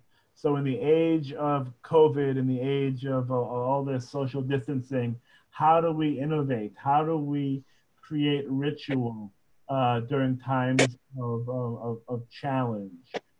This, what we're dealing with now is sort of on a smaller level. It was more wholesale change that had to exist when the temple was destroyed. And so you have to imagine, it's hard in a way, obviously, but to imagine the mindset of the Israelites in 586, where for 400 plus years, this temple was the place, right? Temple with a capital T. This is where we went to talk to God, to offer sacrifices, to commune with the divine, and now this place is gone. It has been wiped out, completely, destroyed. Doesn't exist anymore. All these priests don't have a job, because there's nowhere to make sacrifices. It's complete communal transformation. Again, a little bit like we have now in a way, in a different circumstance, but it's catastrophic loss. So what do you do when everything in terms of organized religion, so to speak, has to change? You were doing it one way for a very long time. You had a structure, you had specific rituals, you had the comfort, right, of knowing what to do and how to do it, and now it's all wiped away. It's all away from the board. So what do you have to do? Now you're in exile in Babylon. You're not even there anymore. You're not even in the land anymore, right? So forget the temple being destroyed. You're not even there. You're not in a country. You are living in a world. What do you do for some kind of ritual connection to God? How do we express our emotions, God, in the foreign land? I hear a dog giving. Yeah, he gets kind of jealous, I think. Enough. And so that's the next step, right? And so when we go through Jewish history, we see this happen, this theme unfortunately happened more than once, of the idea of what do we do as Jews when we're faced with devastation, when we're faced with calamity? How do we respond to it from a liturgical, ritual standpoint? Because things have to be different. You can't do what you used to do anymore. You have to make a change, or else, frankly, the religion goes away. So you have to be able to do something different and to innovate. And so Jewish history, one can argue, as others have, that we have to keep innovating and changing through thousands of years of history in order for us to continue and to maintain what we're doing. That it's never been. There would be some who would argue that, Judaism was static for X number of years, but just a brief view of history would show that's incorrect. Judaism has always been reforming itself, right, throughout the generations, even at the time of 586 BCE, that things had to change out of necessity. They had to grow, they had to progress. You couldn't do what you were going to be doing forever. Judaism is always evolving, always changing, always growing, and there isn't this is how we did it forever. This is how we did it from the time of Moses. Things are constantly changing by necessity. It's something that is essential, that the religion has to be dynamic and flexible in order to keep being relevant and meaningful to the people. So once the temple is destroyed, there has to be a shift. You can't just say, oh, well, no temple, we're all going to be Babylonian now, I guess, and that'll be it. That was not, the option that they wanted. So they created something, which is basically a synagogue. Wasn't there yet. I would almost think about it more is that it wasn't the synagogue they created yet. At this time, it's almost like the JCC. They created something. They created a place where Jews can gather together. We know the term Beit Knesset, right? That is one of the designations of a synagogue. Is often called what's the Beit Knesset, a Beit Tefillah, a house of prayer is Beit Tefillah. It's not really there yet because there's no prayer. So it's a Beit Knesset. It's a place that we come together. It's where we gather, right? And it is not at this point the realm of the rabbis yet, because the rabbis aren't really there. They're getting there, but they aren't there yet. And so it's more of just a place where Jews come together and they hang out and they talk, and they can sort of engage in their Judaism, but is not really yet a ritual, a place of religious services. It's, again, proto-synagogue. It's the beginnings of a synagogue movement. And it is not, by its nature, centralized, right? Because now it doesn't make any sense. You can't go to the temple anymore, which is, again, the temple. You can't go all together to one place. That's not feasible anymore. You don't have that huge structure. So you have little places where you go. I go to that proto-synagogue, but not that proto-synagogue. It would depend on location, right? Where you were. So we're beginning to see a little bit of a shift, a little bit of a movement towards creating individual sort of group places where we would come and we would gather. Now this all shifts once again. See one second. Rabbi, go ahead. Rabbi, I've got a question. What is the difference between the synagogue and a temple? Aren't they one and the same? Yeah, in terms of language, that becomes a change. So temple itself, amongst the Orthodox movement, they didn't want to call their places of worship temples because the only temple was the one in Jerusalem, right? And so they didn't want to call it a temple, so you would usually get kahila, congregation, or, different kind of designations. With the Reform movement, especially in the early goings of the Reform movement, part of the theology, part of the philosophy, ideology of the movement was there was no desire for the temple to be rebuilt, a third temple. This is now modern day, right? So there was no desire for a third temple to be built in Jerusalem because they thought that's not something that's realistic, something that we even, again, nothing that's desired. So their places could be temples and carry on the same function. So that's why you see that difference. Usually in Reform communities, you'll see designations of temple more than you do in conservative or Orthodox temples. Right, okay. Yeah, so that's a carryover from the late 19th century. So why Reform but not any other? Why do they call it temple? Because the Reform movement in the 19th century did not have a theology that included the ingathering of the exiles and returning to Jerusalem to build up the temple again. That wasn't part of the theology of the movement. That we are going to have a return to animal sacrifices again, and to offer incense and all that other stuff. That's not part of who we are as a movement in the 19th century, and frankly, for most of us in the 21st century. But that was part of the shift, right? And so they said, this is our temple now.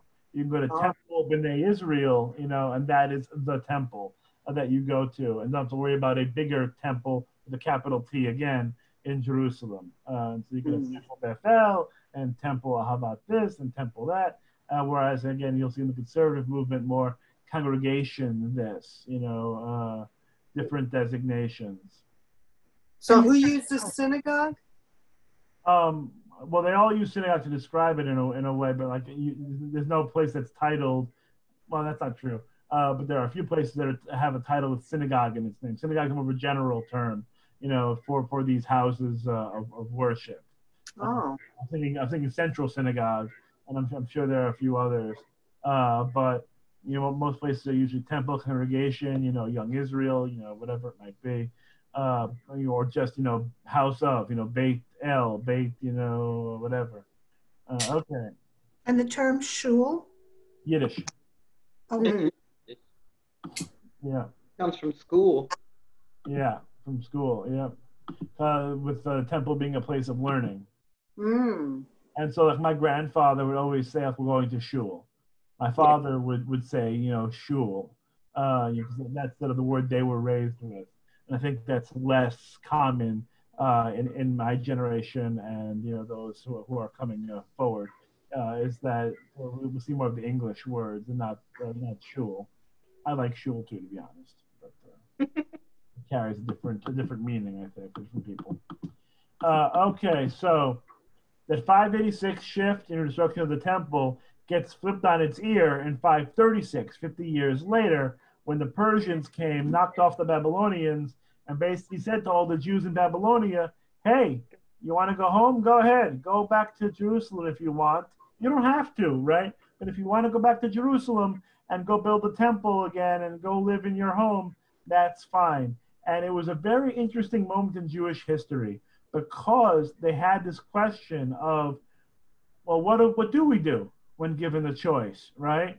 Do we want us to go back to build a new life in Jerusalem, or are we fine with where we are? And frankly, a lot of them were fine with where they are. Just like, in 1948, when Israel is created, Jews in America, Jews in Europe, Jews in other places had a choice to make. Say, hey, do we want to leave everything we know behind and go to Israel and create a life in the Jewish state? Or are we fine staying, in diaspora and staying in where we've been living for a generation, 2, 3, 4 generations? Do we want to stay? And if given that option, I don't think it should surprise anybody. A lot of people stayed, in Babylonia. They were fine. It's been 50 years. They had built a life there.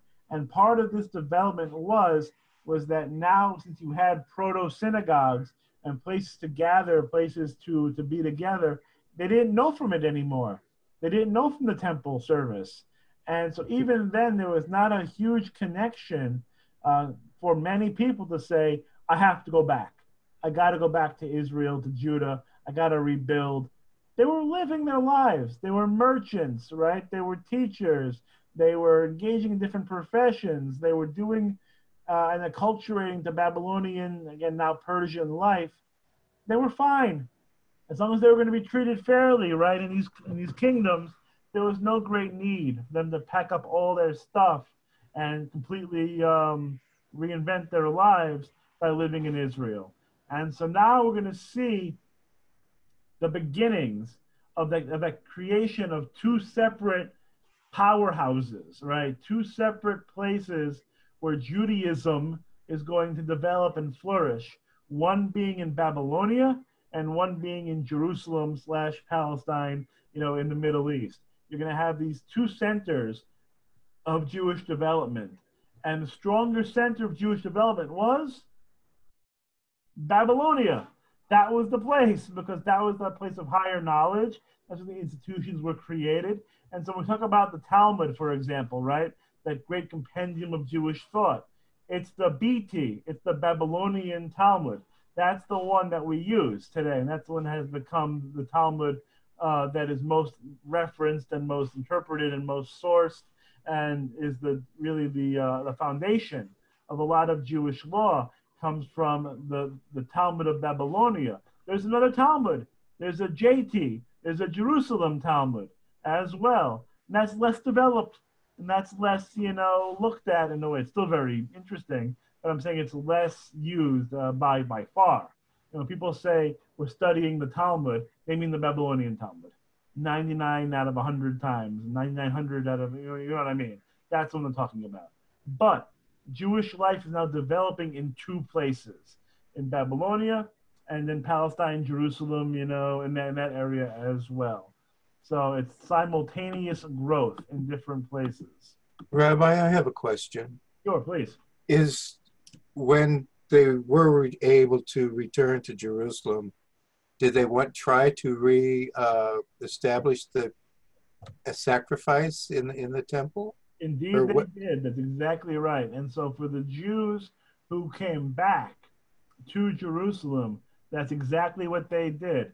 They rebuilt and they built up a temple system. And so thank you for bringing that out. So that really illustrates the divide.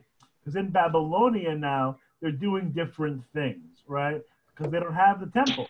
So they're engaging in different kinds of ritual, different kinds of worship is developing. Whereas in Palestine, Israel, Jerusalem, whatever it's going to be for a while, in that area, it's going to be a different rituals because they're behind the curve, right? When it comes to developing new rituals, they're going back to the old ways, going back to the different styles of worship that were used when the temple was built. They're recreating that, right? So thank you for bringing that out. So that's why Rabbinic Judaism really takes off in Babylonia, even more so than in Israel proper, because they had a jump, right? They had a head start because they weren't going back to temple service, whereas in Jerusalem they were going back to temple service. Jews like to be in different groups. I feel like that's a part of what we do as a people, right? I mean, we sort of like denominationalism, and even back then, we had what's called the sectarianist period, right? Where now we're talking about the Roman period, right? 100, 150 BCE is around when we're sort of starting this conversation, a little earlier. But through the time of Jesus, and through the time of Jerusalem rebuilt before it's destroyed again by the Romans.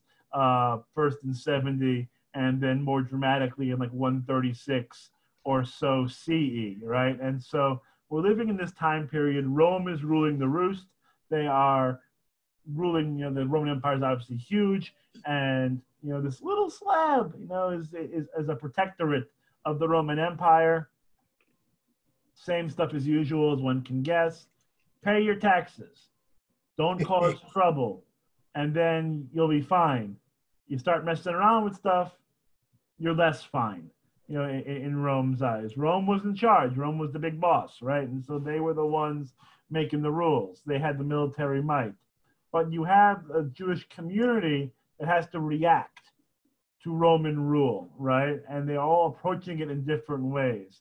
So the Jewish community is then sort of divided amongst itself into, but I say usually it's at least 5 groups, but 5 are sort of the dominant groups that are occurring now in the first century, let's say BCE. We have 5 groups that are very clearly part of the Jewish landscape. The first one, the Pharisees, okay? The Pharisees are going to be, spoiler alert, us. They're going to be the rabbis, later on. But they're the proto-rabbis. They're the ones who are interpreting Torah, creating an oral tradition that becomes the Mishnah that's written a little later after destruction. They're the ones who are thinking about innovating and creating so different kinds of rituals and different kinds of prayer. That's that group, right? The Pharisees. It is often used in Christianity as a slur, right? You breed of Pharisees and whatever it is. And it's actually anti-Semitic, honestly, when they do that. They have to be educated that Pharisees was not, a bad word at that time. The Pharisees were actually just a group of Israelites, a group of Jews that were scholars and were going to become, again, the rabbis of their time. The Sadducees are the priests. Fancy, that's just the house. They came from the house of Sadok. And so it becomes the Sadducees. Those are the priests who are in charge of the temple, right? So it's their job to still do all the sacrifices according to the laws of Leviticus as it progresses, right? So the Sadducees are still there doing all of their work. The Essenes, one of my favorites, the Messianic cult of the Essenes. They are out in Qumran, though it has been a source of scholarly debate whether the Essenes were actually in Qumran. There's a belief that that was their home base, but other academic views have said that might not be the case. There might be actually a separate Qumran sect that were not the Essenes. But whoever was in Qumran were the ones who had the Dead Sea Scrolls that I think we're familiar with, the different copies of the scrolls of different parts of the Hebrew Bible. And that's a great source of knowledge for us because it shows us by the time of the Qumran sect or the Essenes that we had a Bible. We had a sense of what the Bible was at this time period. The canon had closed in a way, so we know what books were there, and these were all books that we still have today. They were a hoot and a half, the Essenes. So they're sort of a fun group to study. And they basically thought the world was ending. They were ready for the Messiah to come. They were ready for a new world transformation, apocalyptic, like they were just, the world was going to end. And this was, by the way, not an uncommon viewpoint in times of stress and turmoil and challenge to think, well, now the end of the world is going to come. This happens even in today's society, right? Where if a lot of bad stuff starts happening, you get a reinvigorating and a renewal of these messianic sects. That like now? Exactly right. That every plague, every, violent uprising, every whatever is God's punishment in preparation for the rapture or something like that, okay? So I call it wishful thinking. I don't know how wishful, but yeah, you're right. Who knows exactly that they were thinking about it, certainly. And so the Essenes are there. The Zealots, as the name would probably indicate, they were anarchists in a way. They were people who were they wanted to fight. They wanted to, basically kill Romans and provoke a war. You had a group of people, again, the Zealots chief among them, that wanted a revolution.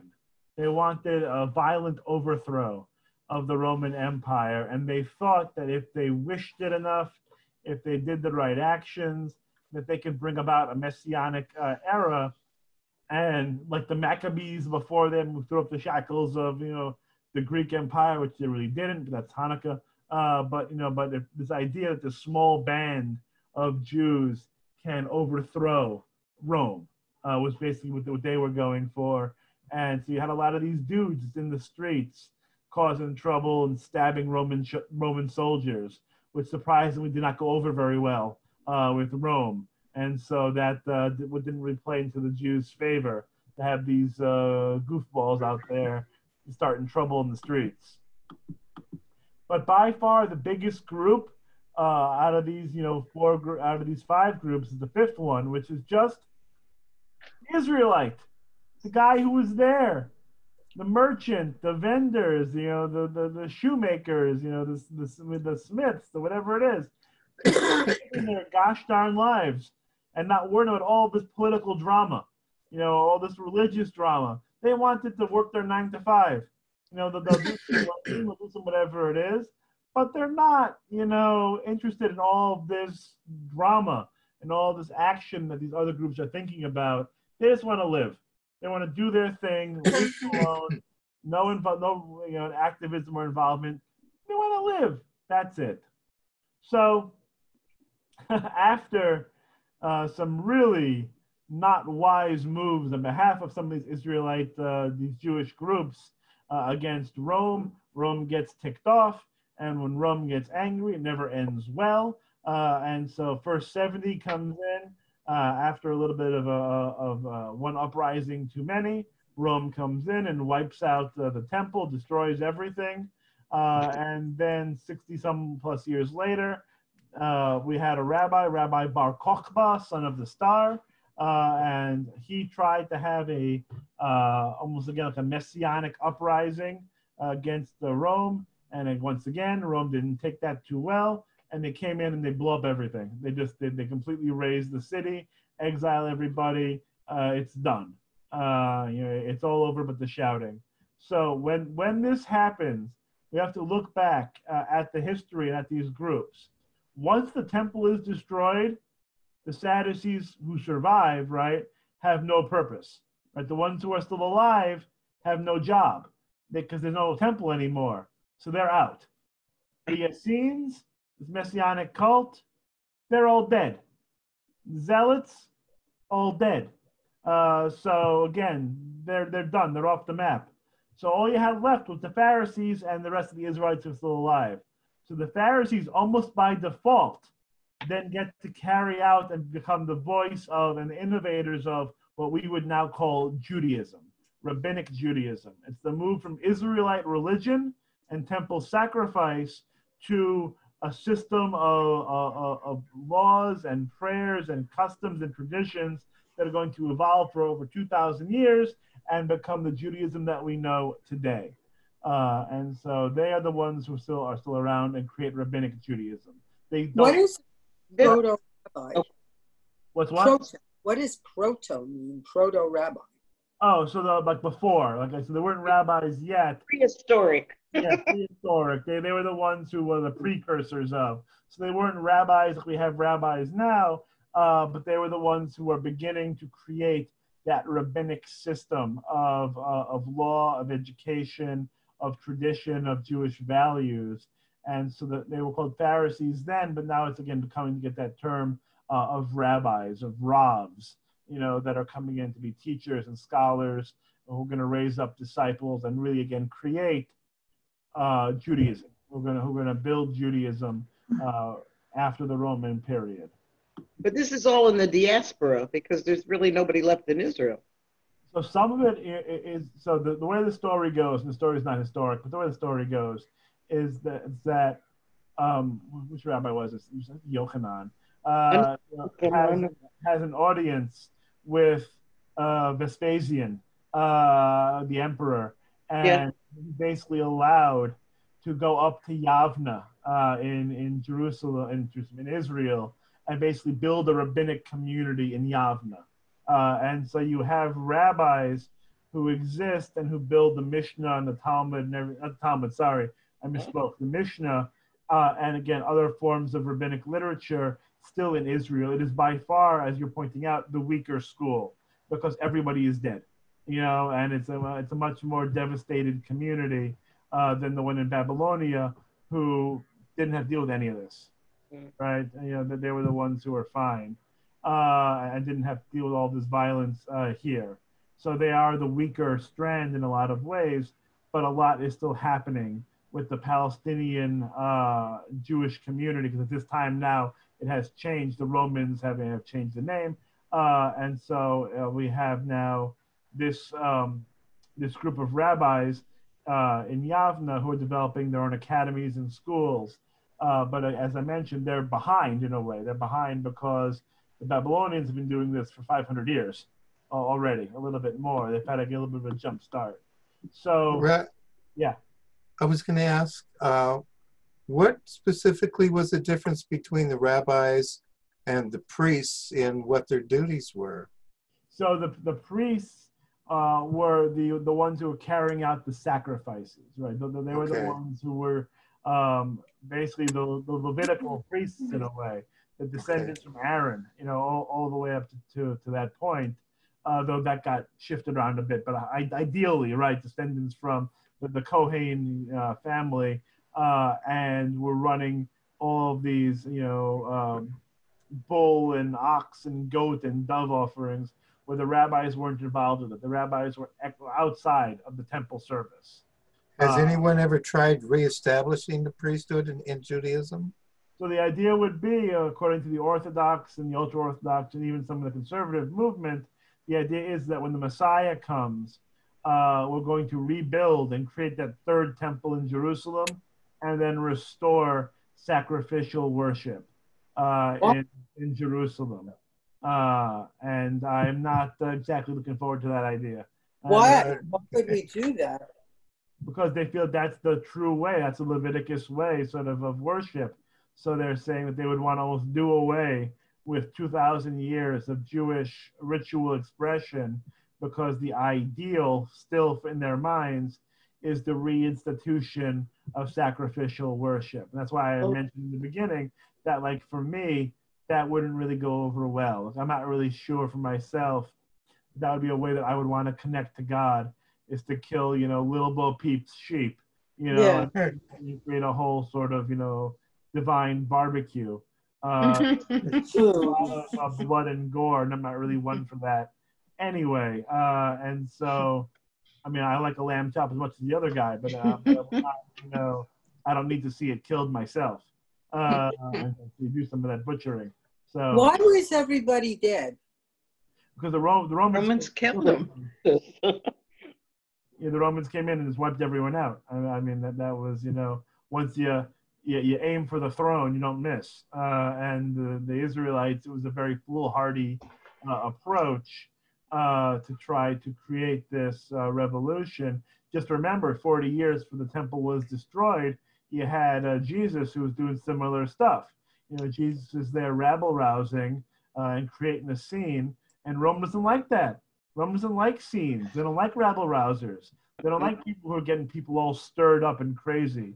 So they take someone like Jesus and say, hey, you think you're a big shot, up you go. You know, up you go on the big team. You know, that's it, right? You know, for them. So the Romans, remember, the Romans didn't crucify everybody. The Romans beheaded people. That was the execution. They crucified people who were ticking them off. And when they wanted to make an example of people, to show them, don't be like Fred. You know, like Fred did bad things. He's creating a storm. So we can literally point to him. There he is, suffocating to death on that cross and starving to death because he messed around too much with what we want to see.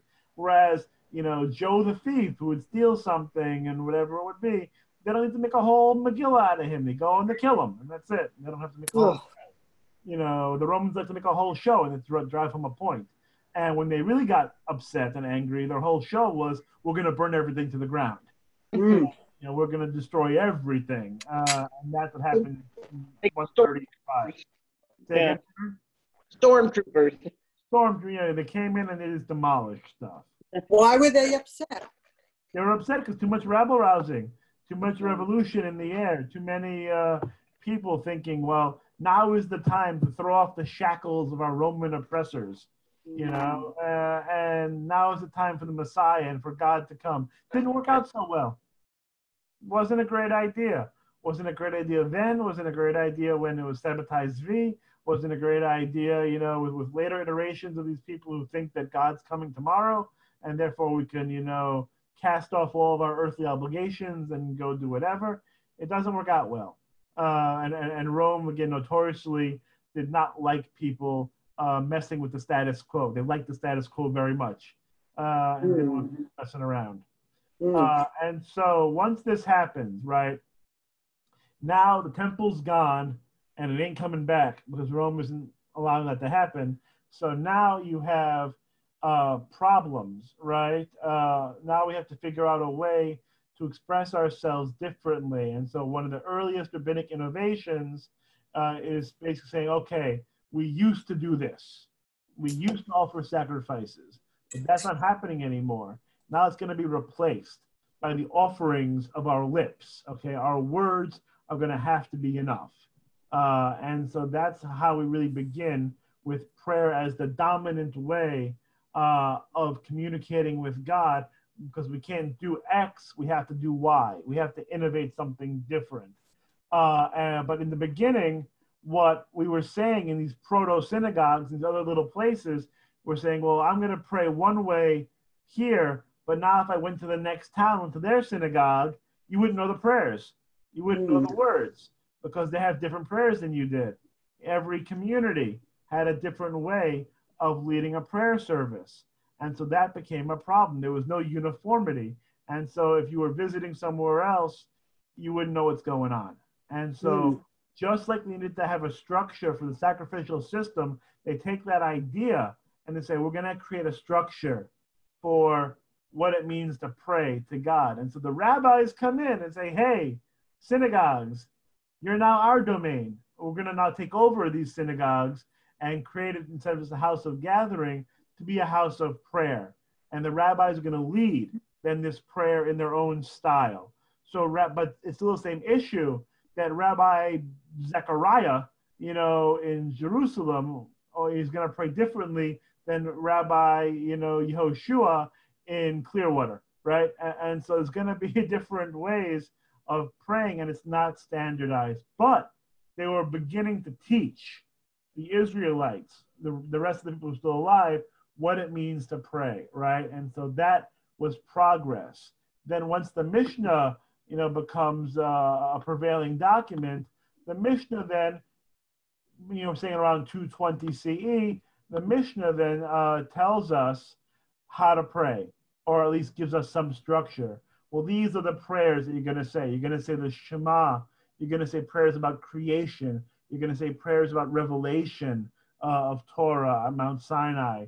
You're going to say other words that, but again, these prayers were more ideas. You have to think of rubrics, right, of set pieces. So you knew, for example, when you would go to the synagogue, you were going to say a prayer that thanked God for creation, right, for the creation of the world. But what I say in Babylonia is still different than what you're saying in Jerusalem, right? And depending on where you were in Babylonia, it was a different prayer. So the rabbi said, talk about creation, right? But we didn't know what that meant yet. So this keeps on developing for a few hundred years from the Talmud, and we get even more details. When to pray, right? How to face. We have to turn towards Jerusalem, right? And if we can't, we turn our hearts towards Jerusalem. All these minute details of standing and bowing, and not so much of the physical motion that comes later, but you know what I'm trying to say, that all of these ways of how we pray, it's now beginning to have a structure. Morning, noon, and night. These are the different words, these are different things that we're doing. And as history progresses and the Babylonian academies become the ones that are really the standouts, the ones that are seen as really the true inheritors of the Jewish tradition, they were the ones who were going to assert themselves. And if you had a question, if you were in Europe, not Europe obviously at this time, but if you were sort of, in these different communities in the diaspora and you had a question, you didn't have email, right? You couldn't email these people, but you would write a letter. And if you were lucky, it would get taken by horseback to the Academy of Sura or the Academy of Pumbedita, and they would then write you back and say, hey, good to hear from you in Oshkosh, but this is what the rabbis are saying of how to pray. And that letter gets sent back to Oshkosh, and then the leaders there then know what the bigwigs, what the muckamucks think about prayer and how we're supposed to do it. So it's the Babylonian tradition of prayer that really becomes promulgated within the different Jewish communities in the diaspora. And so because it's almost, at this point, it's almost like one voice from these academies, will begin to get some degree of standardization. Because when Rabbi so-and-so in this academy says, this is what you do, he's saying it to other communities as well, right? And so everyone's asking the bigwigs, how do we pray? This is how you pray. These are the words you use. Didn't they meet any opposition? People making the decision for them? Weren't there people that were opposed to people making decisions for them? Well, no, they wanted the leadership. That's why they wrote, because they wanted the leadership. They wanted the guidance. They wanted the people who were seen as the leaders and the scholars to give them guidance and give them direction, or else they wouldn't write them, that they were asking for it. They were asking for. Now, what happened in your local communities could be different, right? But they wanted the wisdom. They wanted, because they saw, these as the leaders of the community. And so these rabbis carried a lot of weight. And so it was seen as a great honor to write to these rabbis and then get a response. And so you would say, well, this is the right way. This is what God wants us to do. And this leads us finally around, the 850s CE to the Seder Rav Amram, which is believed to be the first prayer book, right? So Rav Amram, they ask him, well, how do you pray in the academy? Really, what's the structure? What do you do? And so he basically wrote a prayer book. This is what we do. From the beginning to end, this is our prayer book. And that becomes the groundwork for modern prayer books. Then you get others that come up later, 70 years later. Sadi Gaon writes a prayer book. We see Arabic, obviously Aramaic, the language of Rabbinic Judaism. Then Sadi Gaon writes it again, Arabic with Hebrew characters, because most people didn't know Arabic, but they knew Hebrew. And so they found a way to do it. But Arabic, wasn't so popular at that point, so it didn't really take off. but again, both from the Babylonian school, with Seder of Amram being more popular than Sadia's work. And then, of course, we move forward. We don't have any sense, because we don't have any manuscripts that came out from the Palestinian Rite. Everything that we have is from Babylonia. But we just have an idea from the Palestinian and from the Jerusalem Talmud that they were still doing some different things. We don't have an actual book. We don't have any sort of manuscript that tells us how they prayed. But when we get a little bit later, Ashkenazic Judaism, you know, we're in Europe. And so Rashi, not him personally, but his students, create a book, Machzor Vitri, another prayer book that really becomes the basis of the Ashkenazic Rite of Eastern Europe. And then, of course, because things have to be complicated, in Spain, you have the Sephardic Rite. And so you have these two traditions that are developing at the same time with different ideas and different prayers, with, again, some correlation, obviously. And it's a mistake to say, as I'm going to mention in a minute, that there was only these two, right, the Ashkenazic and the Sephardic, because we know today that if you were in Spain, Sephardic, you might have a different worship style than if you were in Yemen, or if you were in, you know, Turkey or Morocco. You know, that Sephardic Judaism has many different derivations depending on where you were. And the same went, of course, for Ashkenazic Judaism as well. A little more uniform on the Ashkenazic side, but Sephardic side has a lot more diversity. So when you think about what does it mean to create prayer and prayer books, we have to take in 5 considerations, and that's where it's going to conclude today, is that depending on where you were, you'd almost have to innovate. If you were in the middle of nowhere, you know, you might have to say, well, we can't go by the rabbis in Babylonia. We're not, you know, there. We're going to create our own thing. Shabbat on the beach, you could do in Florida, but you can't do that in Park City, Utah. There you're going to have Shabbat on the skis, you know, on the slopes, right? You're going to have a different tradition based on where you are. So separate rites are going to be created depending on your circumstance. Where are you, right? Similarly, cultural diffusion, who's surrounding you, right? So the prayers of Maimonides and his beliefs are going to be influenced by the Muslims because they're who are around him, right, at that time. So he's going to have, you know, different ideas that are going to come to him from the Muslim tradition and the Christian tradition, which is going to be different than Jews who are not surrounded, you know, by Islam at this time. And so depending on where you were and what's around you, again, acculturation, assimilation happens. You're going to create different rites, different rituals, different ways of expressing yourselves. Historical events, of course, like after the Crusades happened, you had new liturgy. You had new theology after the Crusades. You know, after the Holocaust, you have new things that are written, new things that are created in response to the Holocaust. When the state of Israel is created, we have new liturgy, new prayers for the state of Israel, right? And how that influences us. So depending on where you were, you might have events and tragedies that affect your community, and you'd have to create ritual and prayer to deal with them in a different way than you would if you didn't have to deal with those issues. If you had a rabbi who was a great cult of personality, right? Somebody who had his own ideas and ways of doing things, that rabbi could then influence how a whole community prays and a whole community worships, and then it gets passed down from generation to generation, where they say, well, I don't know why we do this tradition. Oh, we've done it for hundreds of years. And it's because Rabbi, you know, whoever liked to do it that way. And that's the basis of the tradition. It's not from Sinai, it's from Rabbi so-and-so who did it, who liked to do it, and then now we do it forever, you know, in that way. And last but not least is censorship.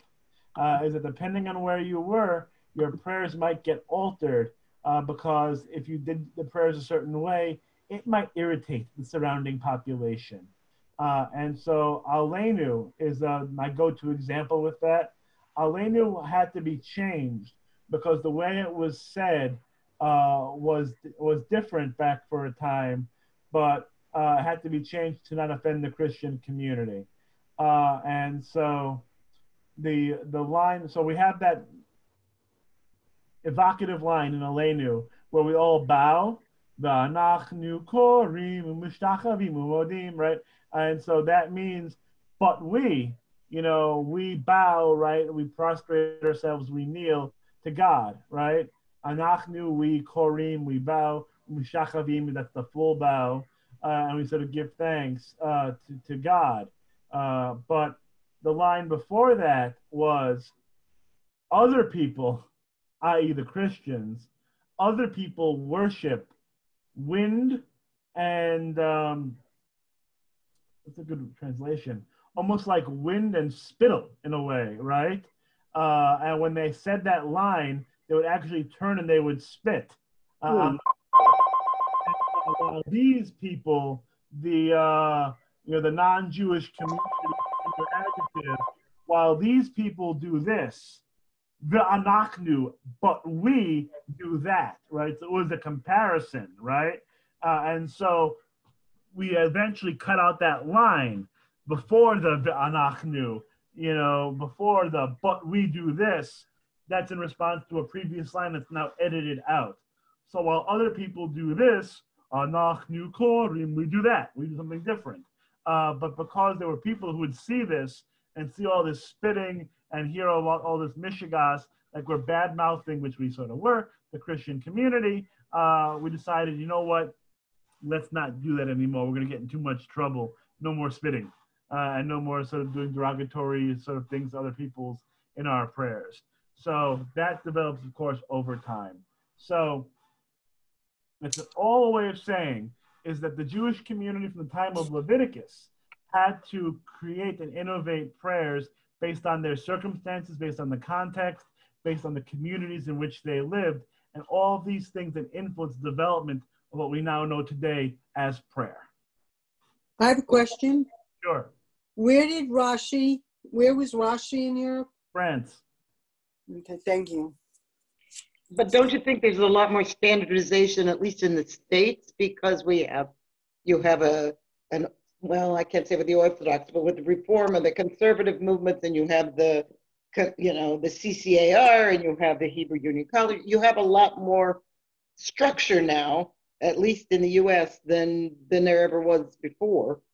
I think that there's a ton of structure in all of the movements. I think we're all very married to our texts and what we like. And it's a really good question and a good point, because it's something that I think we deal with, and it's difficult to try to find that balance between, we have this structure that brings comfort to people, but and brings meaning, right? And it's how our people have done it ostensibly for hundreds of years, if not more. But what do you do when that becomes stale? What do you do when that becomes different? So again, my favorite example, or one of many, is Vishamru, for example, right? So Vishamru, we know the Roth Bloom, Vishamru, and we might have our own little innovation, woo, all that other sort of stuff that we do, right? But that's, that's the tune, right? That's the melody from Sinai. When which is not obviously, but I'm saying that's sort of like people's keva. It's what they know from. They know that melody. They were brought up with that melody. So when Danny Mossing or somebody else comes out with a different Vishamru and we deign to sing it, it pulls people out of their comfort zone in a way that some people find very jarring because they're used to what they're used to. They're used to what they like. Whereas other people can go with the flow a little bit more and say, oh, something different. Maybe. Well, I was thinking more of additions, like the Mishabera. That wasn't a part of anything when I was a kid. No, I mean, Debbie Friedman, specifically, Yeah, I'm saying that certainly wasn't part of my upbringing. No, because Debbie Friedman stuff, was again an innovation, right? Her work, and the everlasting power of Debbie Friedman of blessed memory is the fact that when Mishkan Tefillah came out, her Misha Berach is canonized now. Yeah. Like that is basically canon. That is part of what we do as liturgy, is her Misha Berach. Almost the same way as we would do Shema, right? Yeah. Or do other sort of prayers that we've been doing for thousands of years. that Mishaberach, and amongst other of her works, but I'm saying the Mishaberach itself, maybe only, the only thing that maybe comes close, I think, is her Havdalah, Nigun, but the Mishaberach very specifically, I think, an example of how something new then becomes something that becomes old in a way. It becomes canonized. But like I said, there's still more structure because I've lived in about 10 or 12 states and it shows up in almost all of them. So 100%, but that's what I'm saying. Like, it's gotten to that point now where it's become something that we do. And there are other very nice Mishaberach prayers that are out there, right? There are others that we do sometimes at TBI, not often. I like the refuah. What's the refuah one that we do? Oh, I love that one too. I'm trying to remember if it's Josh Nelson or somebody else. But whose tune that is? That is so beautiful. And you said that came from Moses when Miriam got the... Oh, yeah, the actual El Na Rafan Allah, that part, yeah. So that's a perfect example, actually, because it takes an old, old words, right, and makes them into something new. It's an innovation, right, and it's beautiful. Yeah. We have all these Jewish artists doing this great stuff. So that's just one example of, how the melodies and Jewish music has changed and evolved and continues to change and evolve in the expression of Kavanah, but from a standardized prayer service, it becomes tricky. I would say the past 5 years, probably less, but I'd have to give it a Google. But the Noah Aronson Baruch Hu is another example.